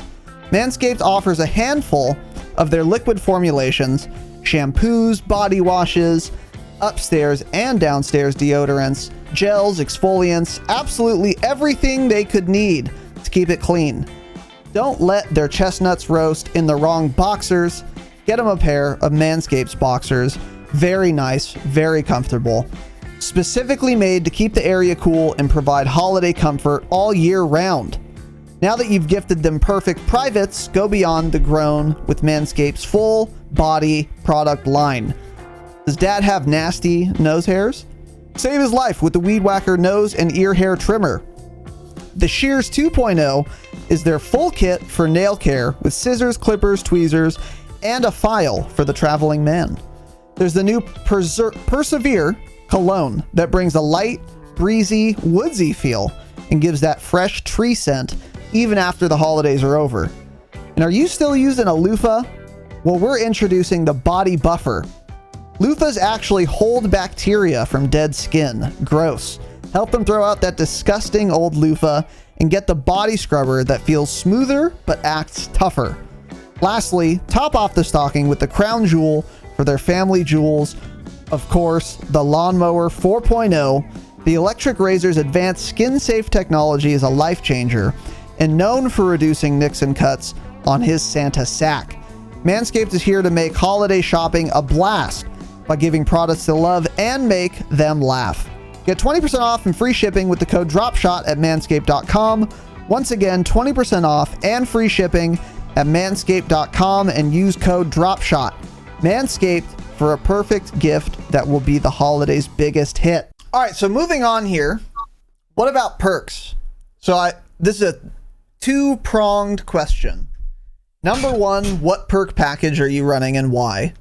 Number two, when, if they ever let us pick our own perks, which I think is the more interesting question. What will the perk setup be when we can use our own perk package? I've been running, I think it's the Warden package with double time and fast hands, I believe. Yeah. Could be wrong on what it's called, that's but it. yeah. And when we can pick our own, it'll probably be double time, bomb squad, fast hands, and whatever the fuck, I don't know. Ghost. It works. Ghost. If Bird's Eye keeps working the way it is, it'll be that every single time, but that'll probably be fixed. Yeah. Of course. Okay. Yeah. I think the same thing, except I'll probably run High Alert if it ever works. High Alert, isn't that a bonus perk or is that an ultimate perk? It's ultimate. Oh, really? Yeah. Okay. Yeah, I'm with you, Jake. I don't think Ghost would be that useful. Yeah, I had a feeling when they kept talking about we're limiting UAVs. the amount of UAVs and shit. Yeah, High Alert's gonna be so much more valuable. Then it's a totally different story. Say that again? Yeah, Sam? it depends. I feel like they're going to add more UAVs. They'll just be like maybe a cap of, I don't know, 3 at a buy station or something. Yeah. 2. I feel like still, after running High Alert and Caldera so much, I really love it. It's like Ghost is nice, but it really only is helping you if someone has a UAV or Heartbeat when they fix it. Yeah. Like High Alert, I mean, I don't see anyone really ever running Cold-Blooded. Maybe Shitters. But like, I want to know when someone's aiming at me. Yeah, I don't see why you'd ever run Cold-Blooded when you can run Fast Hands. One interesting thing about Bird's Eye, the ultimate perk, even once it gets fixed, because right now it's bugged, obviously, where you see everyone else's UAV pings. On Earn, ping enemies on the minimap. So if you pick up Bird's Eye, like you pick up your loadout, right when you pick it up, you get a little UAV sweep. It's kind of cute. Wouldn't be worth running in and of itself, but I think a zoomed out minimap could be pretty fucking cool in Warzone. I do agree with you guys, though. I don't think it would be better than High Alert or Ghost. I don't think Ghost would be relevant right now, honestly. I feel like High Alert would have to be my ultimate perk. Because, like Jake said, no one's running Cold-Blooded anymore. So every time someone's looking at you off screen, you'll see, which would be really good. Bonus perk, I mean, it just has to be Fast Hands. The only other possible selection is Resupply, which is Restock. But I don't I don't see that being worth it over fast hands usually. Although, I mean, yeah, you can even throw extra lethals in your backpack if you really want shit like that. Exactly. It'd be insane to do, but to be fair though, if you're like sniping, playing solos, maybe resupply would be better. Have regenning claymores and whatever, flash grenades or something. I don't know. And then base perks. Base perks, it has to be bomb squad. Double time. It's got to be, yeah. The thing about double time is it feels like it's a waste because it doesn't actually help you win a gunfight. It just lets you move. Oh, I think it definitely could. Tell me more. Well, like if you're trying to get through a window to get to cover to shoot back at the guy, it's like if you can tag sprint for an extra 2 seconds. Yeah. I don't know. I think in this game with the movement, I think it's so noticeable picking up double time. I agree with you, and I run it because I really like it, and it's hard to play without it. But it does feel like it's more, I'm picking it for my quality of life rather than to like maximize my odds of winning the game. But you are right. If you're moving around the map more quickly and like you could get to cover sooner, that could absolutely save your life also. That's a fair point. I don't think Bomb Squad is actually that relevant. And I'm almost thinking I would go overkill double time. But then do you really need that when akimbo pistols are so good right now? I don't know. I don't know what the answer is. I'm not sure. Oddly enough, the base perk selections are the hardest ones. Which is interesting. I like strong arm. I think it's really helpful too. Yeah, tell me more about that. You throw things so much farther. Like so much farther. You throw a frag in the gulag and it goes like 5 feet. Throw a Semtex in the gulag, same thing. But with strong arm, when you get your perks, dude, you can throw like Warzone 1 again with your thermites. You can throw them just the same, pretty much. Yeah. I think it's worth it. And that trajectory, dude. Tanner was making fun of me, but then he really liked it in an end game that we ended up winning. Do you remember this, Tanner? Yeah. The little strong arm arc. Is it more impactful than you thought before running it? Yeah, I also forgot you actually throw it further too. That is an interesting point. That's why it always feels like the arc is like fucking 100 meters to throw a Semtex. I mean, it feels like you can play Caldera and throw it from one side of mines to the other side of mines, like over it, dude. It's insane, man. Yeah. You eat that sucker. But yeah, Strong I don't know if I would be good to run it. if you're a drill charge gamer too. Drill charge plus fast hand so that it comes out of your hand reasonably quickly. And then strong arm so that you can throw an otherwise heavy lethal far as fuck. Something to think about. I don't know if it's worth it, but it's something to think about for sure. You know? Anyone else? I just notice it more than like any of the other perks, really. So that's why I mentioned that. You actually notice it like when you have it. Yeah, for sure. Yeah, I feel like at our current a lot too, though. Double time, absolutely. That's that one for sure. But like Bomb Squad in the game's current state, I don't think that would ever really help right now.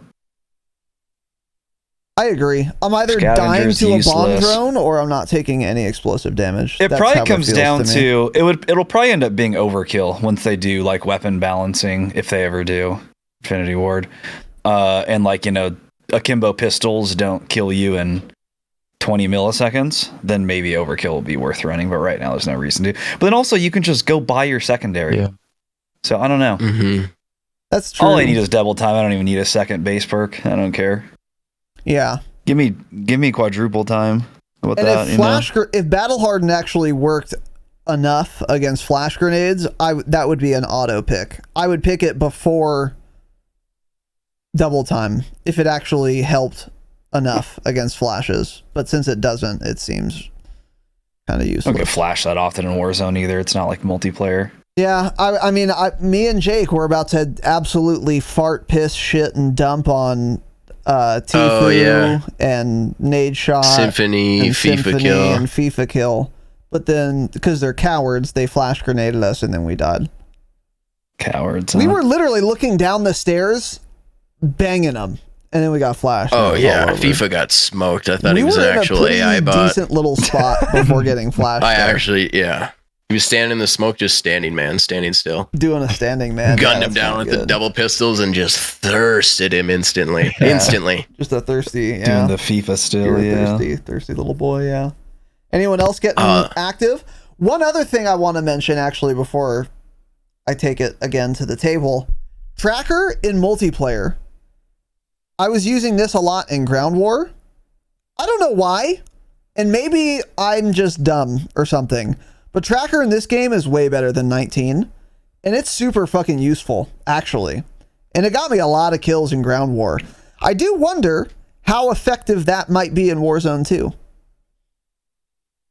With the lack of audio and how bad it is, it might be really Partially because of that, too. Exactly. Yeah. Yeah, that's a good point. Well, yeah, like, how many little usually- rooms and floors and staircases there are in the buildings. It's hard to track people in the Yeah. building Yeah, like sometimes. maybe Okay. a double time Tracker would be the combo. And That when I actually don't might hear be good. people though, and I die because of that, it's always because they're behind me. So it's like tracker not going to benefit you there. You are right though, like with the weird building layouts and how there are a bunch of doors that just lead to nothing, to a room with not even a window in it. Could be beneficial for that. Someone in there hiding and trying to plate up or something. Yeah, because it's like today we were playing, and like I had this guy one shot, and he jumped in a window, and I was chasing him. I had no fucking clue where he went because there was no audio, and he was just like hiding in a corner. And I ran like he would have killed me if he wasn't already weak, but like would have been way Tracker way would better have to been have good that. there, you mean? Yeah. Yeah, It's like what I was saying earlier. Like people just vanish. People just yeah. disappear. Yeah. Tracker could be really good. Mhm. Do you see like a butt, like a red glowing shit stain? Yeah. If they're like I see your crawling shit and you have stain, you Cracker shit. or Tracker? Yeah. Yeah. Interesting. Yeah. Okay. A couple things to think about there. I'm with Tanner too, though. Like, overkill is probably ultimately what I would run if pistols were balanced, but it just seems so unnecessary right now. And with how few close range gunfights I'm in, The more I think about it, the more I think overkill's a no, actually. because you could buy Because it's just guns like, for so cheap. since you just buy your other gun, yeah. And you're either I've fucking usually dead bought my broke, gun or before everyone I on your even get team has loaded. Right. too. You have one gun by the time you get your loadie Yeah, at that's least. true. Yeah, When you get your loadie at the stronghold, they give you 30 grand, so you can just go buy your gun. Yeah. true. Yeah. The other thing I was going to say about Bird's Eye, I ran it the other day. Expandit was telling me too. He's like, it's bugged. You can see everyone whenever anyone pops UAV. The thing I don't like about it is you can't. When you have Bird's Eye, there's no way to distinguish between AI and people. They're the same icon on the map, and there's no elevation arrows. So if it's an enemy, you don't know if they're above you or below you. You just see their dot and the direction they're looking, which is nice. It's nice to know if they're looking at you, but I would rather know if they're above me or below me or on the same level as me. Yeah. I think more than I'd care about if they're looking in my direction. Mm-hmm. And Interesting. having the same icon as the bots, that was driving me crazy. I was like, there's 40 guys over here. I was Yeah. like, I don't know if these are all bots or if there's just 6 teams. It's just annoying. I mean, it's nice being able to see every dot, but not worth it in my opinion. I wish the bots were more distinguishable too. Yeah. But anyway, sorry we had some. Well, technical they are. difficulties. I fixed They it. are. If it's The way not they move with around Bird's is Eye. kind of weird. You can tell after looking at them for like a few seconds if they run in a straight line or if they like hide behind cover. That usually gives them away as AI. If they move like FIFA, yeah. Yeah. The audio was still working while it was frozen. Is that correct, Yeah. chat? Oh, wait, I don't know actually. Let me know. But anyway. Yeah, okay. So, some things to think about. Hopefully we can edit our own perks soon. Let's move on to the map itself. We've all said, I think broadly, we agree, the map is good. Where specifically on the map are we dropping? Where do we like to play? Where do we like to avoid? Any thoughts in general on particular areas of the map that are noteworthy for one reason or another? I really like landing on the east side, kind of in the desert. There's like a small town. It kind of reminds me of like the cul-de-sac area in Verdansk. Those kind of houses. It's like a highway that goes through it. There's a bunch of buildings, registers. There's Is usually it a couple south safe of bunkers. downtown or like right to the east of downtown? It's like right in the middle of the map, all the way to the right. Okay, Cope, that's where you and I landed that one game. That was a good landing spot. It's not a Yeah. named POI, but there was a lot of loot because there were a bunch of like convenience stores which are full of shelves with loot. And like the time we dropped there was like 3 other teams and duos. It was pretty hot. It was a Yeah. fun area, and there was a buy there too. Yeah. If you can land there and wipe whoever's there with you, you can like easily get one of your primaries, like your whole squad. Okay. Okay.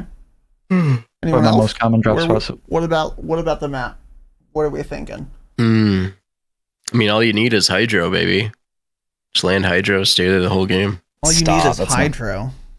No, I'm sick of fighting there though. That's You gotta stop saying. I that. like the map, but I swear to God, every gunfight I'm in is in fucking hydro in the red buildings, man. I swear to God. But I mean, landing downtown is good. I really like Al Mazrah City. I'm with you. Yeah. Mm-hmm. Yeah, downtown's It's good great. layout. Big fan of downtown. No, it's cap is Fortress, way too far south, and I've yet to see a circle ending that is close to It's Fortress always at all. super dead. I feel like it's good if you want to avoid people as long as possible.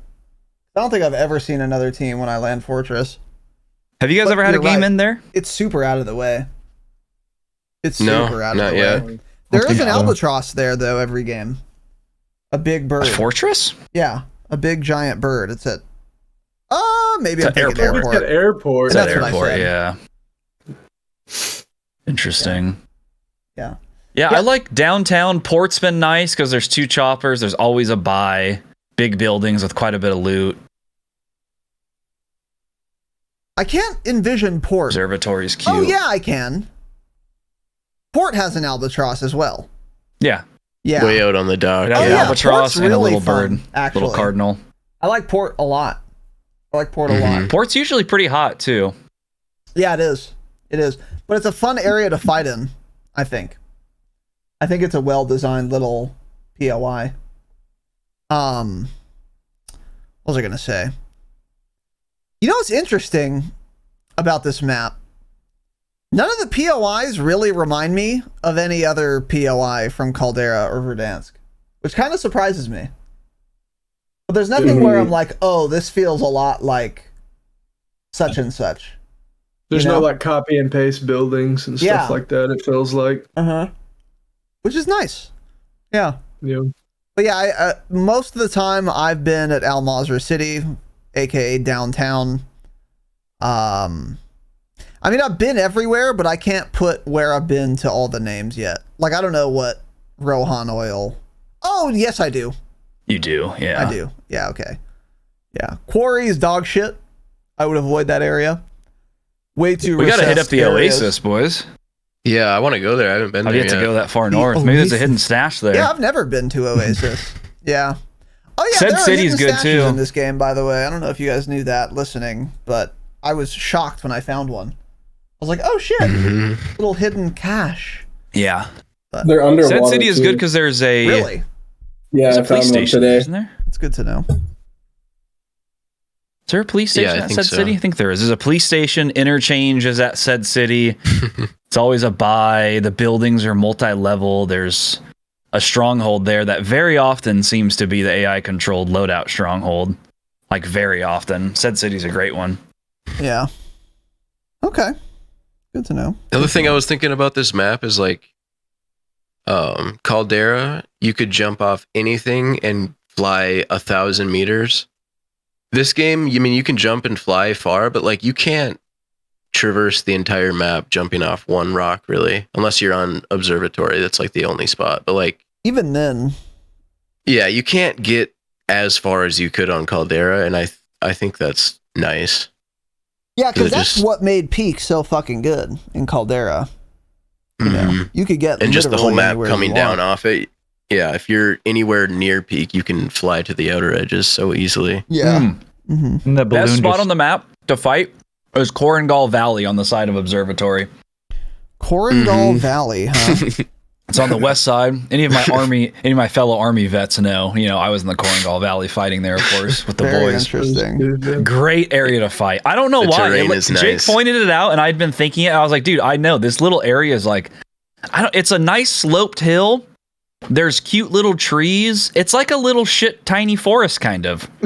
It's a barren forest. I don't know. The terrain like just looks very nice for some reason. Cool, I don't know why. It looks like every video I've watched. Of my experience when I was fighting in the Korengal Valley for the United States Army. That's what it feels like.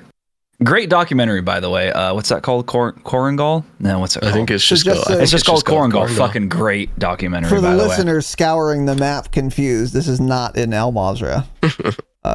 just so you know. So anyway, it's on the map, but it's not labeled. Yeah, self-labeled. Got it. I named it. Smile. Okay, so now I have a couple of questions for the table. In no particular order. Do we like not being able to shoot our guns in the air? Or do we dislike it? I like it. I like not being able to shoot my gun. I love that I get a gun. I love that I get a gun off the rip, which in like Apex, that pisses me off when me and another guy land on the box and he gets the gun and I just die. So I love the fact that you get a gun off the rip, you have a pistol when you land, but I hate getting shot out of the air. Okay. Because it's just, I don't know. Skill issue. It's not very Your aim cool. assisted out of the air before you. Yeah. 10 seconds out of the plane, yeah. And it's not even so much agree. getting killed. It's like, even if they break your plates, it's like, fuck, man, I touch the ground and I'm already broken. It's like, Or all it takes is even one guy weaker. to land on Yeah. me. Yeah, it's like, and just dumb. melees me twice and I'm dead. It's dumb. I agree. I think we should all have to be on the ground before we can shoot our guns. And imagine too, like If I can't run in plate, I can't shoot a guy out of the fucking air. Yeah, exactly. Yeah. True. You can imagine too, and if you got your loadout and then you got an albatross, a big bird, a giant heavy chopper, and then you just said, okay guys, we're going to land on top of this building now and we can shoot our loadout guns out of the air.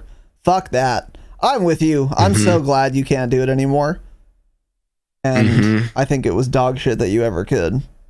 So When Raven takes over in a year, though, don't worry, that's Ted's first implementation. Redeploy balloons, being able to shoot out of the air with parachute audio removed, of course. they're going to add a Ted. gunsmith for Can't the wait. RPG, extended mags, rapid After fire. Yeah. Yeah. Gulag tokens. After Ted's done eating his breakfast and tweeting about it, once it hits about 3 p.m., he'll start working, and from 3 to 4 p.m., that's what he's going to implement on day one. And then he's going to take a shower and come up with some more fun and exciting ideas to implement the next day. Yeah. That are really cool Late and night good. thoughts. Yeah. Post 10 p.m. thoughts, yeah. And then he's Shower going to get a fun. 1.0 KD and post it on Twitter and saying, this is the perfect KD. Did you guys see that? Yeah. You guys see that? What the fuck No. did he say? This is like, I think he might have used the word perfect or something. It was something that really? absurd. I swear to God. It was some dev, I'm pretty sure it was Ted. He posted a screenshot of his Warzone KD, which was a 1.0, and he said like, oh, I got a perfect KD. Now, nothing I don't wrong think with that being a was said. 1.0 KD player. That's fine. That's above average. Don't say it's perfect, though. And certainly don't develop my game, obviously. So we're gonna we're gonna Snopes that one, but I'm almost positive I saw something like that. But anyway, okay, no strong thoughts, no strong feelings there. Next question, I think we're gonna have maybe a little more to talk about. What should the player count be? What is the player count now, first of all, in theory, assuming no one crashes? 150. It's 150? Yeah. Okay. Yep. It turns out to be about 85 minutes in, but That is of course true. Let's assume no one crashed and there were actually 150 people in the beginning of your match. Would that feel like enough? No. yeah, it's hard to say. I don't think so. The thing with this discussion is it doesn't matter. Warzone can't handle more players, obviously. So we'll never see it. I think that's the biggest thing. I would think it love could to see probably handle 200 players. 150 if they set it to that. Yeah, I mean, Caldera couldn't handle 150, so they dropped it and then pretended they did it for another reason, Yeah. of course. Black helicopters. I just can't see COD. I think you need like 3,005 devs to make 200 player work, and they're only working with 3,000. So maybe if they get some more, some fresh hires. Yeah, just not enough manpower out there. That's what it comes down to. Talented coders that used to work at Twitter that they could hire. The big little base. It's true. Big employment base. That is true, yeah. Okay. So let's assume there were no technological limitations, though. Would 150 be enough, Tanner? What do you think? I would love to see 200. Hard to say, because the end games are great. That's the other thing, is it's just weird flow right now because the game is still so new. I think that's what it comes down to a lot. Because if we have the endings like we do now with 200 players, I mean, you're going to have 45 people left in a circle that's, 50 meters wide. So I'm not really sure. But like early on in mid game, it definitely feels like you need way more people on the map. Unless you're dropping like observatory with half the lobby, then it feels too slow. Generally, I think it's begun to. That's one thing we had talked about, Tanner, is mid game feels insanely slow. And then toward the end of that episode, whenever it was, I was like, we need to start like getting vehicles and picking up more bounties. And then we actually started doing that, and I don't feel like the mid games are that slow anymore. It has gotten better, not as slow as when we started, I mean, that game we had yesterday that I was talking a little bit about earlier, where we got quite a few kills. That game was fun, and we were fighting people the entire game. I don't know why that was. Were we picking up bounties? I think we did maybe have a couple bounties. When we ended up going up to like oil, we started out like in said city, around said city, I think. Fewer people are crashing now too, though, actually. That's true, yeah. So yeah, definitely better than. I mean, lobbies wouldn't even fill the first few days. They would start at like 120, and then everyone would also crash. Mm-hmm. Yeah, I think 150 will be fine once less people crash, and just as people get better, they'll get better at buying their teammates back. People will hang around. They'll probably they'll probably add some sort of fucking redeploy token or something. I hope not. I think the lobbies will. The crashing, I think, is the biggest thing, and then just as people get better, the lobbies will stay alive longer. I think, at least. I don't know. I agree, and especially with how prevalent self-res is, I think much more than 150 would be. I know this map is big, so maybe it could support 170. But I don't mean support technically. I mean support gameplay flow wise. But I think 150, if there were actually 150, would be like a pretty fucking good spot with how much self-res there is. I don't think lobbies would be dying off too quick or anything at all. I'm happy. I would be happy with 150. I just don't know if we've really seen it yet because of everyone crashing and shit. But I don't know. Because I know this is part of the discourse on the TL. Not too much, but yeah. Yeah, I think it's fine. I think it'll only get better in terms of noticing. It can't get any worse. It's the mid game is so slow. I don't really see it. Can't really get much worse as time goes on. Yeah. So true. I don't think that'll be too big of a deal. Okay. So moving on. I think 150 is going to be good. Oh yeah. I think they could do it. I think it'd be cool if they did an LTM with 200, but like. I don't know if this is true or not, but I feel like they're just being held back by these PS4s and Xbox Ones these days, man. Like those things can't support 200 players, man. Yeah, probably not. Yeah, the new consoles are pretty damn good, but the new ones, but the older ones especially. This is a next gen game, and they put it on a last gen shit. I forgot the old consoles exist. Yeah, that's absolutely what's holding it back too. Yeah, I would love to see a 200 player like 5-man team LTM or something like that, or even quads. But I think 5-man would be really cool. That would be. Yeah, I'm excited to see what they do. Like, I hope they learned how to do like events and modes, somewhat learned something from their past 3 years of Warzone, and like the way they changed the map and like the LTMs and the events. I don't know. I just hope I feel like the map has a lot of potential to do cool stuff with like the water and flooding and like stuff like that. Flooding confirmed. Yep, they've been saying that for 2 years. Easy. I don't know. I think take it real. I mean, I'm trying to be positive, There's a bunker under Zaya that's like vaulted off, Is there? I hope that turns into something cool. Oh, Yeah, it's like spray painted and shit. Looks kind of cool. I was thinking that might be like a vault later on. Under where? I think it's under Zaya somewhere, like off one of the roads. I ran past it yesterday. I don't really know where it The is. fuck is Zaya? Dome. Observatory. Oh, got it. It's Mount I Zaya. ran past it. apparently. It's somewhere around there, dude. Oh, okay, interesting. But it had like a giant Don't vault call door. it I'm like, Zaya, but yeah. that might be. Interesting. Oh, there's a cemetery POI. Maybe zombies confirmed. Zombies coming soon. TM. Ooh. Yeah, that's it. They're gonna rise from the. It's cemetery, crazy how man. big the cemetery is, and I swear to God, I've never been there. Yeah, I feel I like feel like I've it takes never up a seen that. large part of the map, and I literally can't even picture it. I think we drove by it once and I looked over and saw it. I fought nothing. one team there that was coming out of it as we were pushing into Sarif Bay towards late game. I remember, but I didn't go in it either. Yeah. But yeah, I'm excited to see what they do. Hopefully, they do some cool stuff with the map and change it up, or they'll just leave it and then in a month they'll call it Al Mazrah 2024 and change 3 buildings, the paint And of then the it'll be a buildings, new and call it map, a new yeah. map. It'll Yeah. be a 300 Smile. terabyte patch, by the way. Yeah. They'll add one building. So Smile. There's a nuke in observatory. It's there. It's underneath. It's got to be. Someone God. glitch in, find the nuke. Verdansk coming back confirmed. It's going to implode. Thank Destroy God. Al Mazrah. Verdansk coming back in Can't 2023. wait. You heard it here first. Yeah, Wow. thank God, man. That's Holy gotta be cow. it. All right, Tanner, you had a little item here. What are we talking about with this item here? People have been complaining about this since launch, but I've seen it a lot on Twitter again last few days. People bringing up the AI again. What are our thoughts? You guys, I think going into it, no one liked the AI. No one liked the idea of it. I've kind of come around and just doesn't really matter that much anymore. I just think of it more as like a free place to either get a bunch of cash if it's not AI controlled, or just get a loadout if it is AI controlled. What are your thoughts on it? You guys want them just fucking gone and a different way to get loadouts? What are we thinking? I kind of like about them, it. to be honest. Like the AI themselves, they can be difficult because like if 4 of them are just in a corner and fry you, that can be kind of annoying. And they instant thirst you too.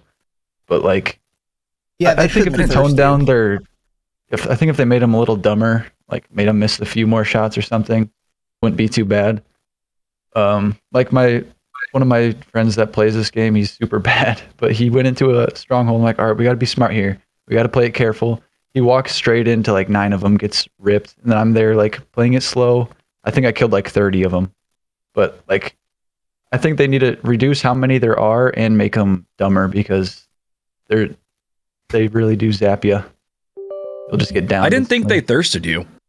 They do. They they absolutely do, do. Yeah. I swear to God, every time I've been down, I just don't even bother moving because they never even thirst me. Yeah, I There don't must be think I've certain been thirsted either. situations then, because I've never once been thirsted by an They AI. probably prioritize your teammates if they're still up.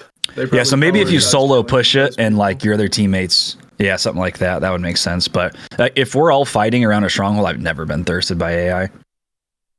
They Yeah. dog shit. Take it all out. All of it. Gone. Fucking Bring back done. Caldera too. Bring The back only, the well, Lens. no. The only thing I think they could do that would be different, I don't mind the AI that are like in the building, but when they fly in on fucking helicopters in the middle of the street, it's I like, know. what the fuck is it? Annoying.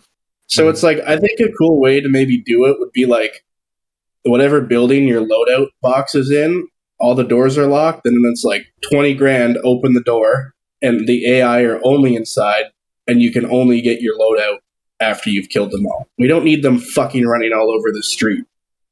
It's stupid, but they're not going to take them out. Yeah, I hate the No. chaos that they bring. Like, It's that's, so I don't really Too much mind time them. on it, yeah. Yeah, Can they like throw a killing them smoke is grenade? whatever. Oh, it's so Yeah. Throw dumb. It's like semtexes and shit.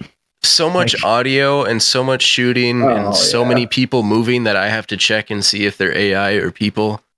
And it's like, And it's hard to It's not- tell. Yeah. yeah. When you're trying to be fast and not get killed in a 1/1000th of a second in this game, Right. you don't. I mean, it's hard to tell sometimes. It's like, oh shit, is that a guy or is that a fucking AI? That FIFA or a Human? bot? So Is that some guy or a bot? Yeah. True. Yeah, best actually. Warzone players in the world, or just You a know bot? what would be a good for any content creators listening? This would be great content for you. Find an operator that looks like an AQ member and just try to blend in with the bots. So hide somewhere, right? And then when the chopper comes down, throws the smoke. Oh, but the AI would shoot you. Never mind. Wouldn't work.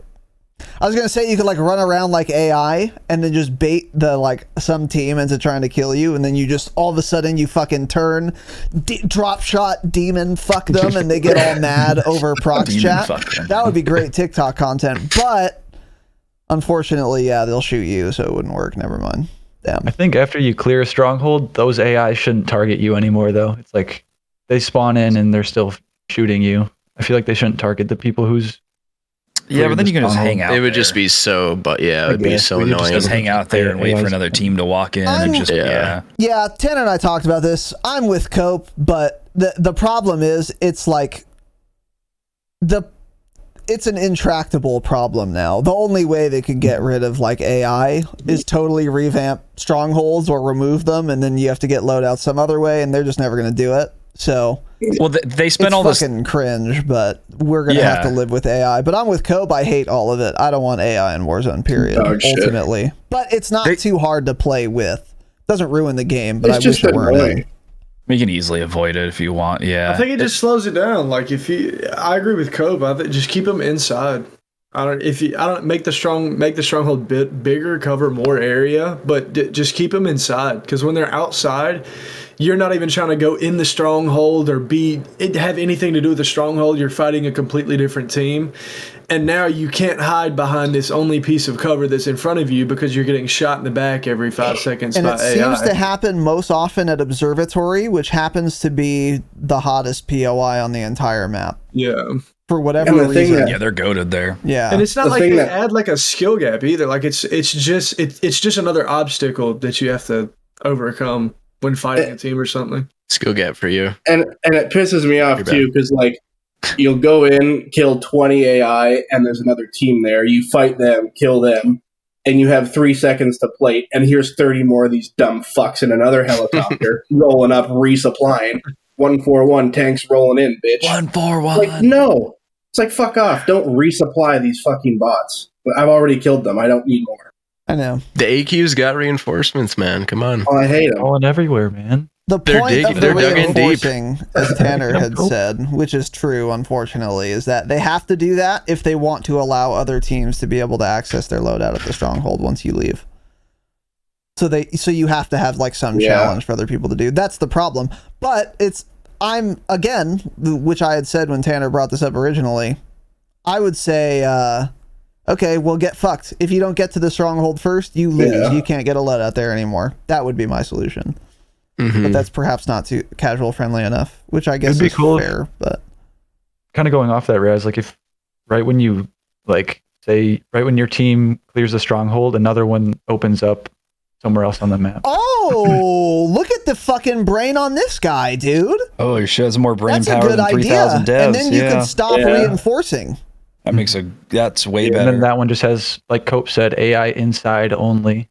And then whoever wants to go get their loadout fights them inside, gets theirs. Another one opens up somewhere else. So that way we have more loadouts and it's less AI at the same time. Dude, that's a gigantic, massive brain idea. 3,000 IQ. That solves a lot of problems, and it's an elegant solution. And they already have the strongholds, because there are like actually 50 possible stronghold locations, and it picks 3 randomly. So why not just close one once the loadout's accessed, open one of the other random 47 or whatever. All the other ones should just stay locked then, so you can't loot them like you can now, how they're all just unlocked when strongholds open. Keep them locked or whatever, But that would be perfect. So it's too bad that's a good idea, because it'll never be implemented. Damn. Yeah. That's a great idea, though. Because then you wouldn't have to worry about the chopper and all the chaos it creates and wondering if that's a player chopper or not. Make it a different color on my minimap. Duh. But then also, you would have more loadouts in the game, but you would still want to be the first one to any particular stronghold. So it's like, does it all. Yeah, that's a great idea. Because then, think about it too, because then a bunch of other people would have their like UAV pinging, because they would be completing their things, like their strongholds would have their pings. Stronghold UAV pings, yeah. And then depending on where like the circle rotates, like you might think you have the power position because you got UAV here, but it's going to rotate here now, and now they have the power position. Right. So that could be an issue, or it could be like really cool. We don't know. Yeah, I'm Be glad better we than gave what it Jax is. that idea. That's a great idea, Raz. That we gave Jax That's to tell. correct. Yeah. Yeah. And I'm very glad I thought of that. Yeah. So that's what I would do if I was a dev. But of course, it won't happen. Fucking pigs. But yeah, that's a Brain cells rubbed together. So Yeah, Ted's mind is blowing right now. So moving on, sniper rifles. Have you guys been using them much? Are they useful? Are they useless? Are they somewhere in between? And should some snipers, at least, one shot down with a headshot on a fully plated opponent at any range? I think snipers, as far as ground loot goes, like early game when you first drop, are pretty good, especially since everybody has 2 plates. Nobody has a 3-plate vest yet, which is the case a decent amount into the mid game too. Sometimes, depending on where you drop and where you're looting. Like if you haven't hit a stronghold or stuff like that, it's not the most common thing in the world. But I've never made a loadout for one because I just think the ARs right now are just better in most situations, especially since I don't one shot to the head. I don't really know what I think about snipers being able to one shot in the head like they did in like Verdansk or early Caldera, I guess. But I think it'd be a lot worse in this game that they one shot to the head because everything is so slow. I think it would really suck. Like even now that they don't one shot, like sometimes it still sucks getting hit by snipers because you're at literally 1 HP. Yeah. You have to get down. It's the case too. That's going back to the AI. AI shoots you in the back from the stronghold, 100 meters away. And then that's right about the time the sniper shoots you, and that's all the damage you need done is just it breaks a plate, a little and then bit you're of dead. damage, and you can be downed by a sniper. So thinking about it that way, I don't think I really want a sniper that one shots to 3-plate vest. Interesting. Yeah, I don't. Wasn't everyone just bitching about getting sniped like 6 months ago? Everyone was like, "Oh my god, Yes. I'm sick of getting one just The instant sniped across the map." And then I just think even- once they implemented that, everyone kind of changed their minds a few weeks later and they didn't like it anymore. Because it is one of those things, like, it's so satisfying and fun to snipe in one shot. But then, like, yeah, you look at it from the other side. It's like, well, yeah, I don't always... Especially on this map with how slow this game is, dude, snipers would be so incredibly meta easy. if they did one tap. Like, that's all people would run. Yeah. So they are difficult to balance. I'll for sure give them that. Yeah, it's just frustrating because I really wanted sniping to be fun again, but, I think... It is better that they don't one tap as much as I would like it for myself. I think it's better for the game overall if they perform the way they do right now. I think the best solution is kind of like what they have in Warzone 1, which is that they can one-shot headshot, but only at particular ranges. I think no sniper should one-shot headshot at any range in this game because ARs have too much recoil. And like Tanner just said, and like many of you just said, they would be just the only thing worth running if they would one-tap you at any range. So I think no sniper in this game should have an infinite one-shot damage range. I think maybe like the Victus, which is like the biggest, chunkiest sniper, I think you should be able to build that to get a maximum one-shot headshot range of something like 70 meters. Yeah. Maybe. And then they would be super satisfying still. You could get that sometimes, but oftentimes you're not going to get it. Maybe. Or keep them how they are now, because they're in a fairly good spot now, to be fair. Getting you to literally 1 HP is quite good. So, yeah, I think they're in a pretty good spot. Although, I'll add this, I have not died to a sniper that I can recall. I mean, every time I'm dying, it's to a gun, a full auto gun. I don't remember the last time, if ever, I've died to a sniper. Yeah, you kind of... guys? I've been one shot to them plenty of times, but yeah, then you just played up, stay in cover. I get killed to teams of snipers. I never died. I was just one guy sniping. Interesting. Yeah, what if we had like 2 guys sniping on a team? That could be an interesting stat to try. Something to I test think it out. would work super well, but if you're the sniper, you just have to accept you're getting 0 kills. Oh, and yeah, for sure. 500,000 damage that Yeah. game. Yeah. The thing too is like, It would be, dude, you know what else is really good about sniping that that we haven't talked about yet? It would be really good in quads to have at least one person sniping to thirst for you. Like really good, Yeah. actually. Because with how many self-reses there are and how often, like Jax was saying, you get a down and they just disappear. If you have someone sniping, that would be like a huge utility. Yeah, something to think about. I interrupted you, Tanner. What were you saying? the other thing with snipers too is like the heavy ones that you kind of have to use pretty much. Once you get late game too, they're so bad to have. They're fucking awful to have. You do not want it at that point anymore. Yeah, we had a game where I think we were playing like trios or something, but it was just Jake and I left. Everyone else probably crashed or something. And I remember I had an MCPR and like a Fennec, I think. And holy shit, that was miserable to have at the ending when it was that Hydro. So useless. That's having so a sniper. awkward. It's like, cool, this guy's 30 meters from me, peeking a roof, looking at another team. I'll headshot him, doesn't matter. Don't get a kill. And then he just gets down there. It was such an awful combination. That was pretty much when I stopped sniping. So I'm like, dude, this just like completely fucked. And then it was like me versus a duo. And this guy was probably 30 meters away climbing this ladder. And I unloaded, probably got 10 hit markers with my Fennec, and he just kept climbing. Oh, yeah, I remember that. I was like, cool. And the other guy pushed me and fucked my ass, of course. It was just like, if I had an AR there, I maybe actually could have won that 1v2, but I was stuck using an SMG because I had a heavy ass sniper that was of no use to me. If you're going to snipe, my theory is that the secondary you should run is the assault rifle 74U. I tried that early on, yeah. Oh, I was really? using that a lot early on. That was my combo, the MCPR and 74U. Yeah, that seems like a really good sniper support gun because it's built for like up close. Yeah, and you use irons. Yeah. It still irons just are doesn't good. have that mobility that SMGs or pistols have. True, for sure. For sure. But I think it'd be a But decent it is a little really middle good ground gun. for situations like that, potentially. Yeah. But yeah. Okay, I got something to say on the sniper thing. go ahead. So the fact that you can have akimbo pistols and shoot someone Let's say like 4 akimbo. times. Akimbo.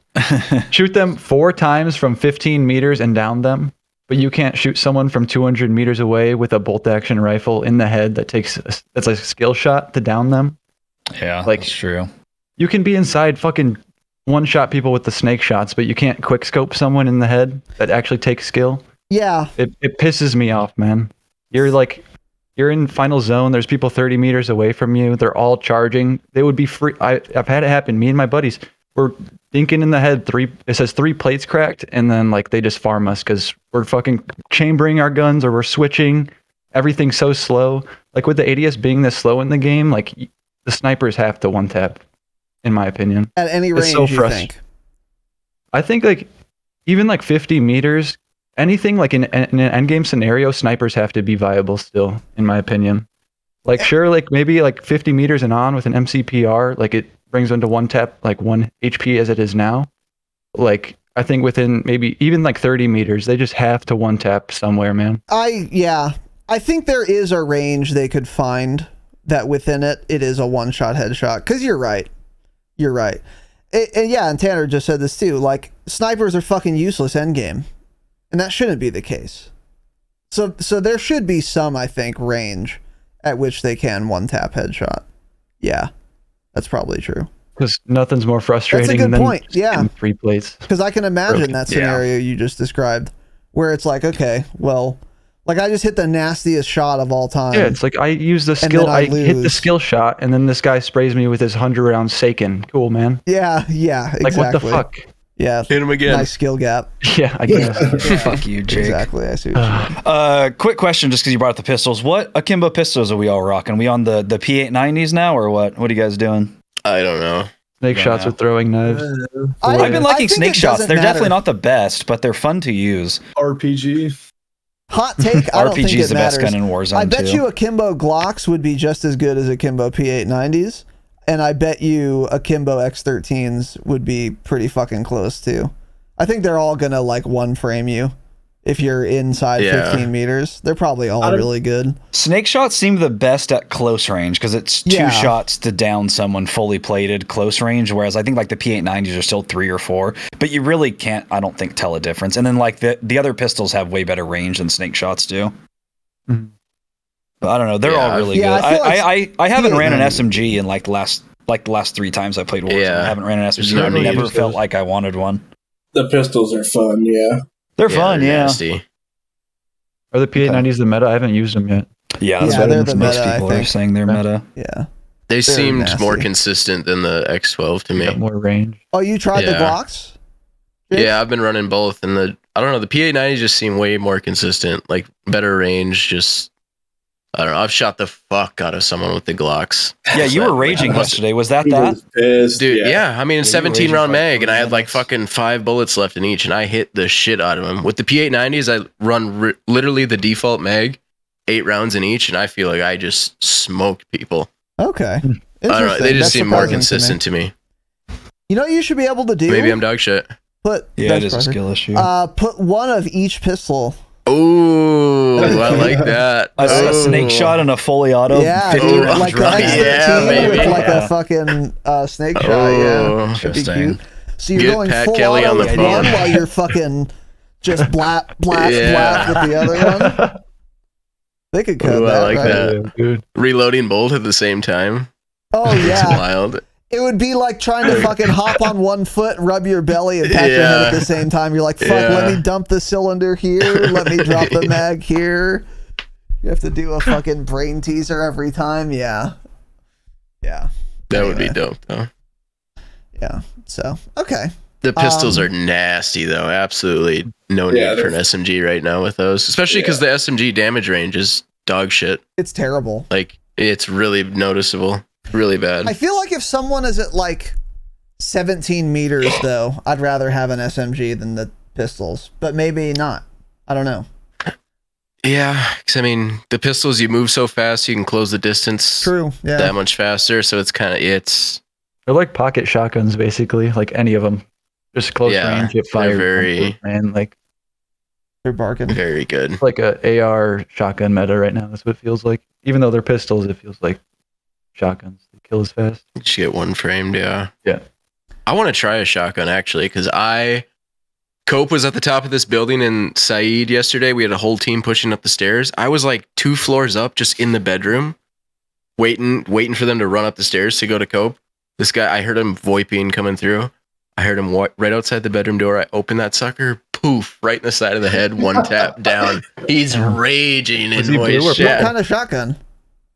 It was. I think it's a Bryson 800 can one tap 800. someone fully plated Really? in It certain was scenarios. very I've satisfying. seen like one Are or we 2 bringing clips back of it. Captain Jack, dude? Is I- Captain Jack You setting should try it. sails once again, dude? Yeah, you should try it, please. Hit Do the it. high seas? Oh boy, I might have to fuck around and do it, dude. I could put Orion the camo I have and none of you do on one of those shotguns. Christ. You should and run a resurrect shotgun sniper Captain class, Jack, man. dude, goaded with the sauce. Ooh, that sounds exciting. I'm gonna do that. Yeah. Yeah. Nice, man. I need to write these things down. Yeah. I don't know Okay. how the movement speed would be, but it's fun for sure. The voice comms make up for it, or the death comms. True. Because that guy was raging. That I literally just sat behind the door. He ran right by me, walked up, put the barrel right to the back of his head, and blew his head right off. And while Just Jake so was doing that satisfying. to that kid, I was on the roof getting climbed up the ladder on. No audio, by the way. Oh, Also I could got hear it. shotgunned in Yeah, the back 3 of floors my down. I'm telling fucking Cope, head. guy in your ladder, guy in your ladder. Speaking of Oh no my audio, God. by the way, we were playing quads. Yes, 2 days ago. And we got Priused. Oh. A team of yeah. 4 people Oh my mobbed up God. on us with an electric Yep. vehicle. There was no Y'all did audio, 2022 GMC and they Hummer. parked. I'm not kidding. 5 meters away from us, and we all died. Mhm. Oh, they ran That was into us. insane. Or Jake That was survived. Actually, he was in the building cowering. Yeah. Yeah. I saw it. Yeah, I saw it I on the had radar. never experienced that car before that. I had no idea what was going on. I was You still on the haven't. buying my gun, and then I was just dead. Just It apparated. happened so quick. Yeah. And then I look at the kill cam, and there's 2 guys on the roof, one guy driving, the other guy fucking leaned out of his window, all firing. Didn't hear anything. Yeah. Not a single thing. And I'm We not only knew it was exaggerating. coming Like, because I suddenly looked at my mini map when they were 10 feet away, and I was like, "Fuck car!" And at that point, I mean, there's no time to react. We were all dead, or I was dead because I was outside too on the buy. and I, of Literally, course, less than 10 seconds after I buy both of my guns, they just mob Yeah. up on us, and I'm dead. Yeah, we got Prius upon for sure. and I of course couldn't get off the buy in time. Yeah. Yeah, they have Oh, to yeah. change that too. You had, Yeah, you had to I move hate your it. hand all the way to the fucking Oh my escape key. God, Yeah, sick man. game design. Mm-hmm. So anyway, They gotta change that. Yeah, that Hummer is definitely the move. that's Best the vehicle meta, for yeah, sure. For sure. And it's a very satisfying chime when you enter it, Mm-hmm. or whatever. The ding, it is. yeah. The real satisfying chime. Yeah. Feel like I'm Instant playing explode. Detroit Become Human or something. You know, Good game. great game. Anyway, how do we feel about the nuke contract, the nuclear contract? Are we going for that? How do we? Is it balanced? Is it a good inclusion to the game? What are we thinking? Has anyone gotten it here? It's hard as fuck, that's for sure. Yeah. Yeah. Especially with all the It crashing. do be hard. The It's, contract uh, Because of itself, the crashing. or the 5 wins in a row to get there, or both? Both. Yeah, playing the game Fuck long all enough of it. to get 5 wins Yeah. Yeah. without your So entire team maintaining enough. crashing. So you're like, you have to have really good meditation practice to get there. You have to be Yeah, under exactly. 23. You gotta be zen. Yeah. Zen on drugs. Yeah. Yeah, I like the new contract. I want the fucking thing. I want the nuke thing. The thing. Yeah, we gotta get it. Dude, gotta get Devious it, just yeah. posted he's selling nuke carries. Yeah? They started a serve Yep. $200 Oh, a person. They Wow. win all Yep. 5 games. They invite you to a squad, and then you go And then for the they do the nuke and nuke, you yeah. pay them. Yeah, Jesus pretty cool. If Christ. anyone wants to pay to play, That's a them good way Devious. to make money. Actually. And people will do it. And people will do it. I'm people. Yeah. I will be doing that. So. Price sounds a little high, but I like the idea. It's cool for them. Smart idea. Yeah. It's cool. Yeah. Yeah, it's really hard though. The contract is The getting 5 contract wins in a row itself- is hard enough, but like it's not impossible if you're playing for the win and just playing smart, not chasing kills. But doing the contract is very hard because people know you're doing it. You have to go all across the map. The things that you pick up hurt you, hurt the person that's carrying it, and if you're like in a car with someone carrying it, you're all taking damage because it has like a little radius. And it like of makes a damage. loud, annoying sound, doesn't it? Yeah, it's very loud when you're carrying it, and it's just How do you play around the damage it does? Just carry a bunch of stems or something? Or Stims and plates. can you Yeah, I drop think it it- and then repick it or something? it slowly ticks away. I think just at your plates first. So Okay. I think you drop it because it just goes in your inventory. So I think you you're can back drop there, it if you yeah. get to a certain point. Yeah. Got it. Okay. But it's just 'cause the fact that everyone knows you're doing it. So many people immediately in text chat will say like, "Oh, kill the nuclear players," or whatever. Gamer You know, Slayer. it's just Yeah, I mean, we were in yeah. a lobby where someone started doing a nuke, and that's what we went straight towards it. We said, "Fuck everything else. Let's not let these guys nuke our lobby." Mhm. And then we all proceeded to crash. We all crashed. Yeah. And they Yeah, didn't was complete crashed. the nuke, by the way. Some They other didn't. some No. other team killed them, or Activision crashed them. Yeah. One of the two. So yeah, Shout out that's to hard to Activision do. for crashing them. Yeah. Well. Yeah. Yeah, I like it though. There's also But it's, think yeah, it's a cool supposedly idea. there's Yeah. some reward for getting 30 kills in a game. Is that true? A calling Yeah, I card. think you get a calling card. It says like 30. I don't know. Is there Oh, a yeah, you challenge do, huh? or somewhere where you can see that is a locked challenge for you until you do it? Probably not. I Or don't is it think just so. like a hidden thing? You probably don't even know you get it. You probably have to go to your calling cards manually after you get a 30 bomb, and it'll just be there. Sure, you have Yeah. no way of knowing you got it. Interesting. That'd be a cool reward to go for too, Yeah. for sure. Just give Yeah, you the contract is a really good one. idea. Balance well too. Good idea. Balance well. Yeah, It I gives think, I good think they players- implemented it super well. It gives good players like the incentive to play the game more. Something to work towards. It's fun. Yeah, for sure. And you can see that even on like streams. Every streamer's title is like going for nukes, 3 out of 5 in the title. Yeah. Like that's cool. That's cool. Yeah. And nukes have a very Call of Duty identity, which is something I talked about. And I feel like Yeah. getting a Warzone nuke is about as hard as getting a multiplayer nuke. I would say. Takes longer, but Way harder. Yeah, I'd say it's probably harder. To get a Maybe Warzone the nuke? contract Yeah. itself. Yeah. Oh, absolutely. Yeah. Maybe Yeah. the contract itself makes it way harder. Yeah, possibly. Yeah, way harder for sure than getting a 30 multiplayer kills in a nuke. game in multiplayer is pretty challenging too. But You could get lucky with like a bad lobby in multiplayer though. In that's Warzone, true. You even really if- people can't get 30 lucky second winning nukes. 6 times or 5 times. Yeah, that's a good point. Pull a Korean Savage, just reverse boost, and then get 12 nukes in a row. So yeah. I guess the strat once you have the nuke contract is to not pick it up until fairly late game, right? So that people Yeah, don't that's start where we hunting you don't right know. away. I haven't watched enough people do it, but like in terms of the way when we tried it, I don't know what the strat is yet. Probably get the big bird, the big albatross. The Yeah. albatross, Yeah. That's yeah. for sure what they Sitting all there. do. They always get the albatross Yeah, you got to get the albatross. That's a good idea. with Yeah, get actually some like 8 fuel cans. Yeah. and then And then you just snipe bing from up chill. there. That's what OP Marcus does when I've tuned into his stream. He'll be just floating in the air, bunch of gas cans, and he'll be sniping from the albatross. Yeah. Well, that sucker Smart. just floats. By hovers. the way, you can land the albatross. There was some misinformation on the program from Tanner that said if you land it, it'll just slowly float away.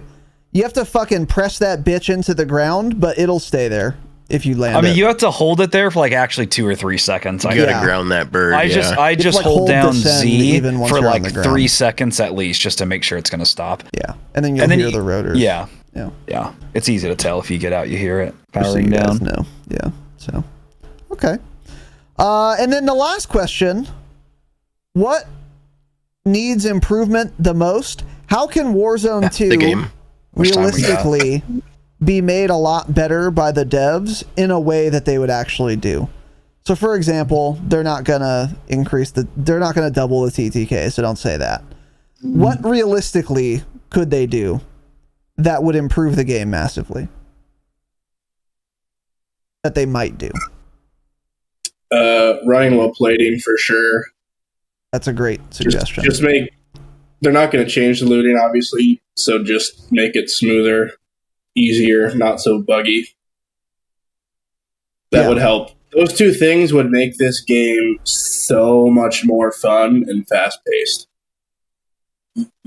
Mhm. Yeah, bug fixes as far as all the UI goes. Buy stations, looking at a bag, Looting. uh, Yeah. looting Your HUD. in general. It's just the same delays that are on your movement. It's like they added it to every other aspect of the UI too. It's so Also- annoying. It gets you killed, absolutely, and it pisses you off. It makes you want to get off me at least. I don't know. It makes me want to fucking punch my monitor. Yeah. But if they fix that, I think it will smooth gunfights out a lot more. Yeah, running while plating, obviously. I don't know. I was thinking about earlier. Maybe you can make it a perk. I don't think that's something they would do, but I mean, it's an Ooh, or add idea. it to like double time or something. Yeah, add it to an existing perk or something. That maybe would be. That's a they cute didn't want little to. idea. If they didn't want Yeah. to do it by default, they could do that. But again, I don't. We'd prefer a don't see them default, doing of that. course, but that's an Yeah. idea. Yeah. They also need to fix the fucking pings because they are dog Oh, the shit. pings are awful. Holy I fuck. hate them. The That's pings the one hurt you, thing- team, more than they help. Dude, you live ping someone, good luck seeing them. Hey, there's an enemy there. I'm marking him for my team so we can shoot him. Nope. Can't see him once he's live ping. Yeah. I Yeah. wonder if there's a Perverted. transparency setting I think that is off by that's default. what it is. I think I put my. I think that's what it is. When I customize my pings, I think I made it a lot harder to see through. So if someone's live pinged, There's Yeah, a I can't see 'em. transparency setting, huh? I think is that I'm what it gonna was? look into I this. thought I'm so. opening the game right now to look. Yeah. Yeah, Because that would maybe it's solve all not, of the but- issues. Because like that's Yeah. how it was in Warzone OG. It would be like solid until your reticle got close to it, and it would become much more transparent.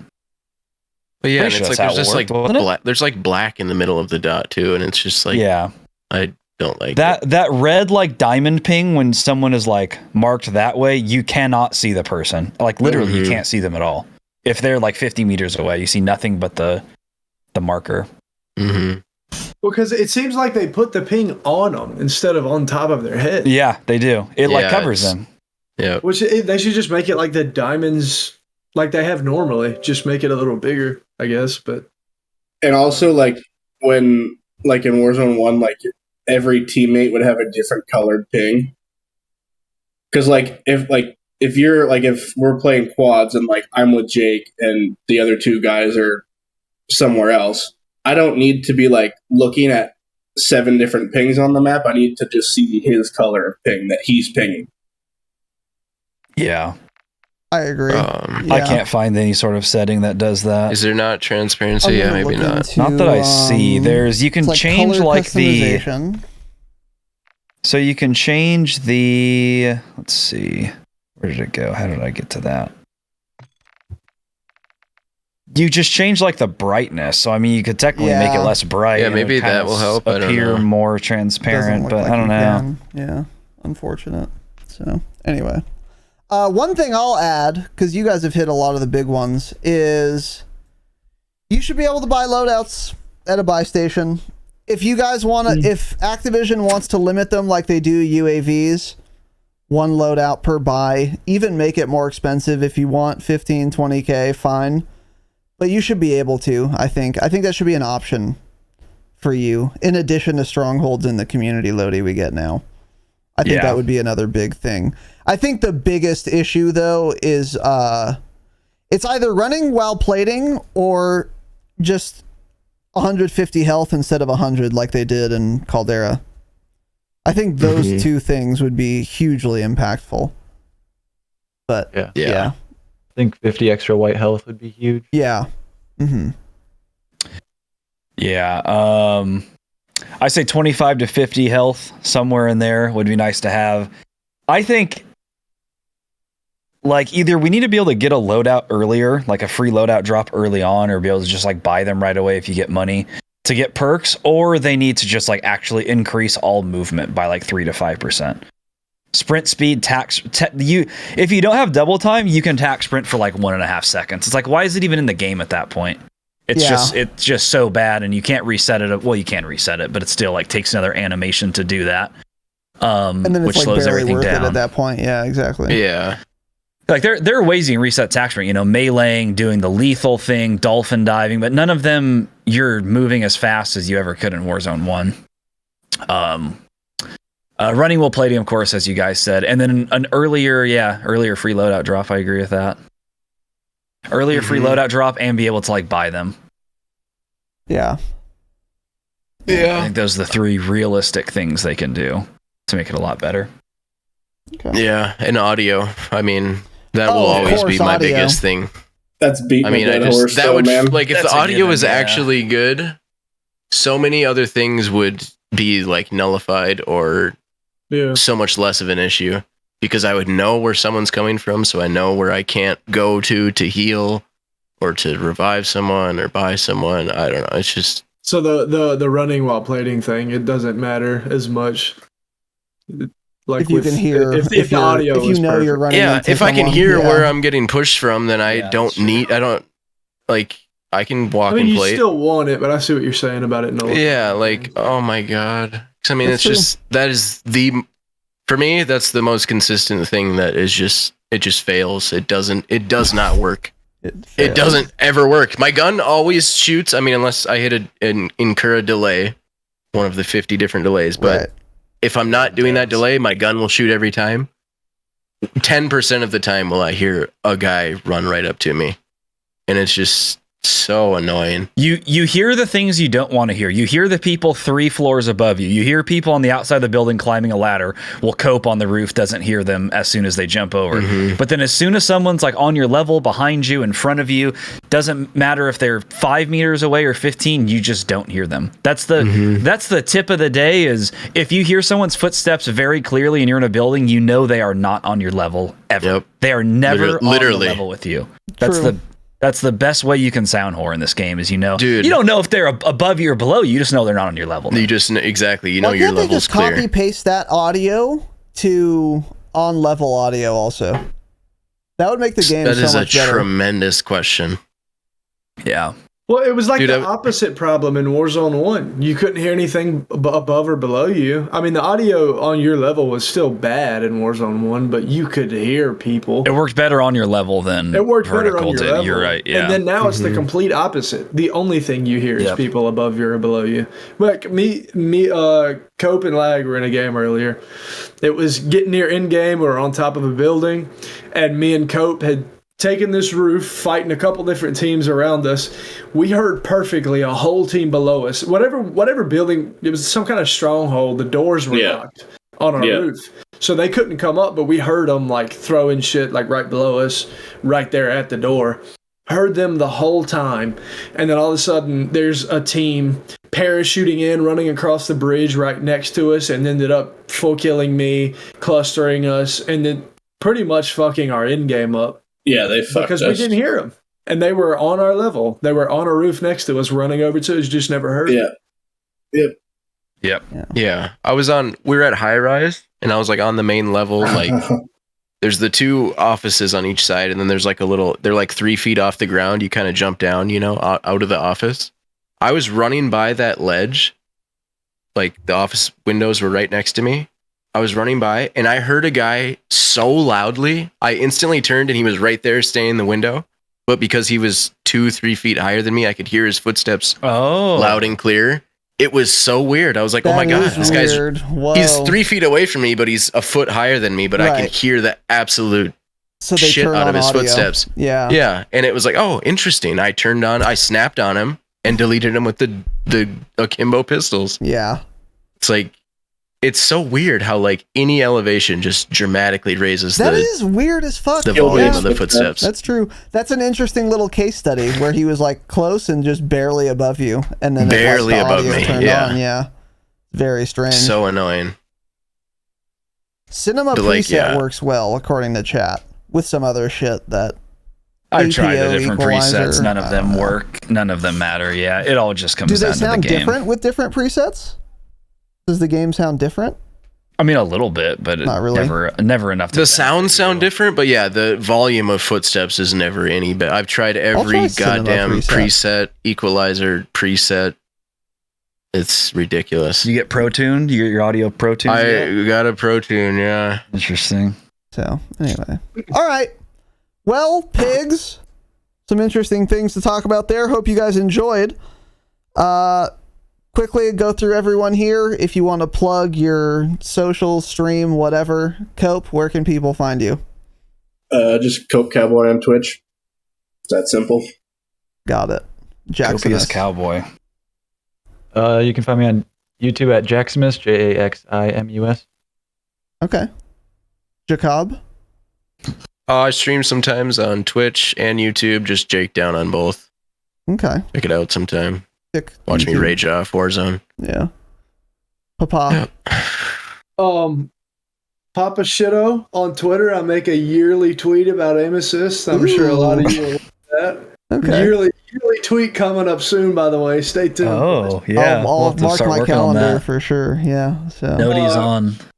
note again. I haven't streamed since God knows when. I may soon, may not. Verdance, yeah. But stop lying you to guys want to yourself. see me so bad that you're going to check anyway, aren't you? So Yeah. Well. Okay. Yeah, wow, you got 3 tweets there, Pop. Every single one involved the words aim assist. Yeah. All right. Got That's it, pigs.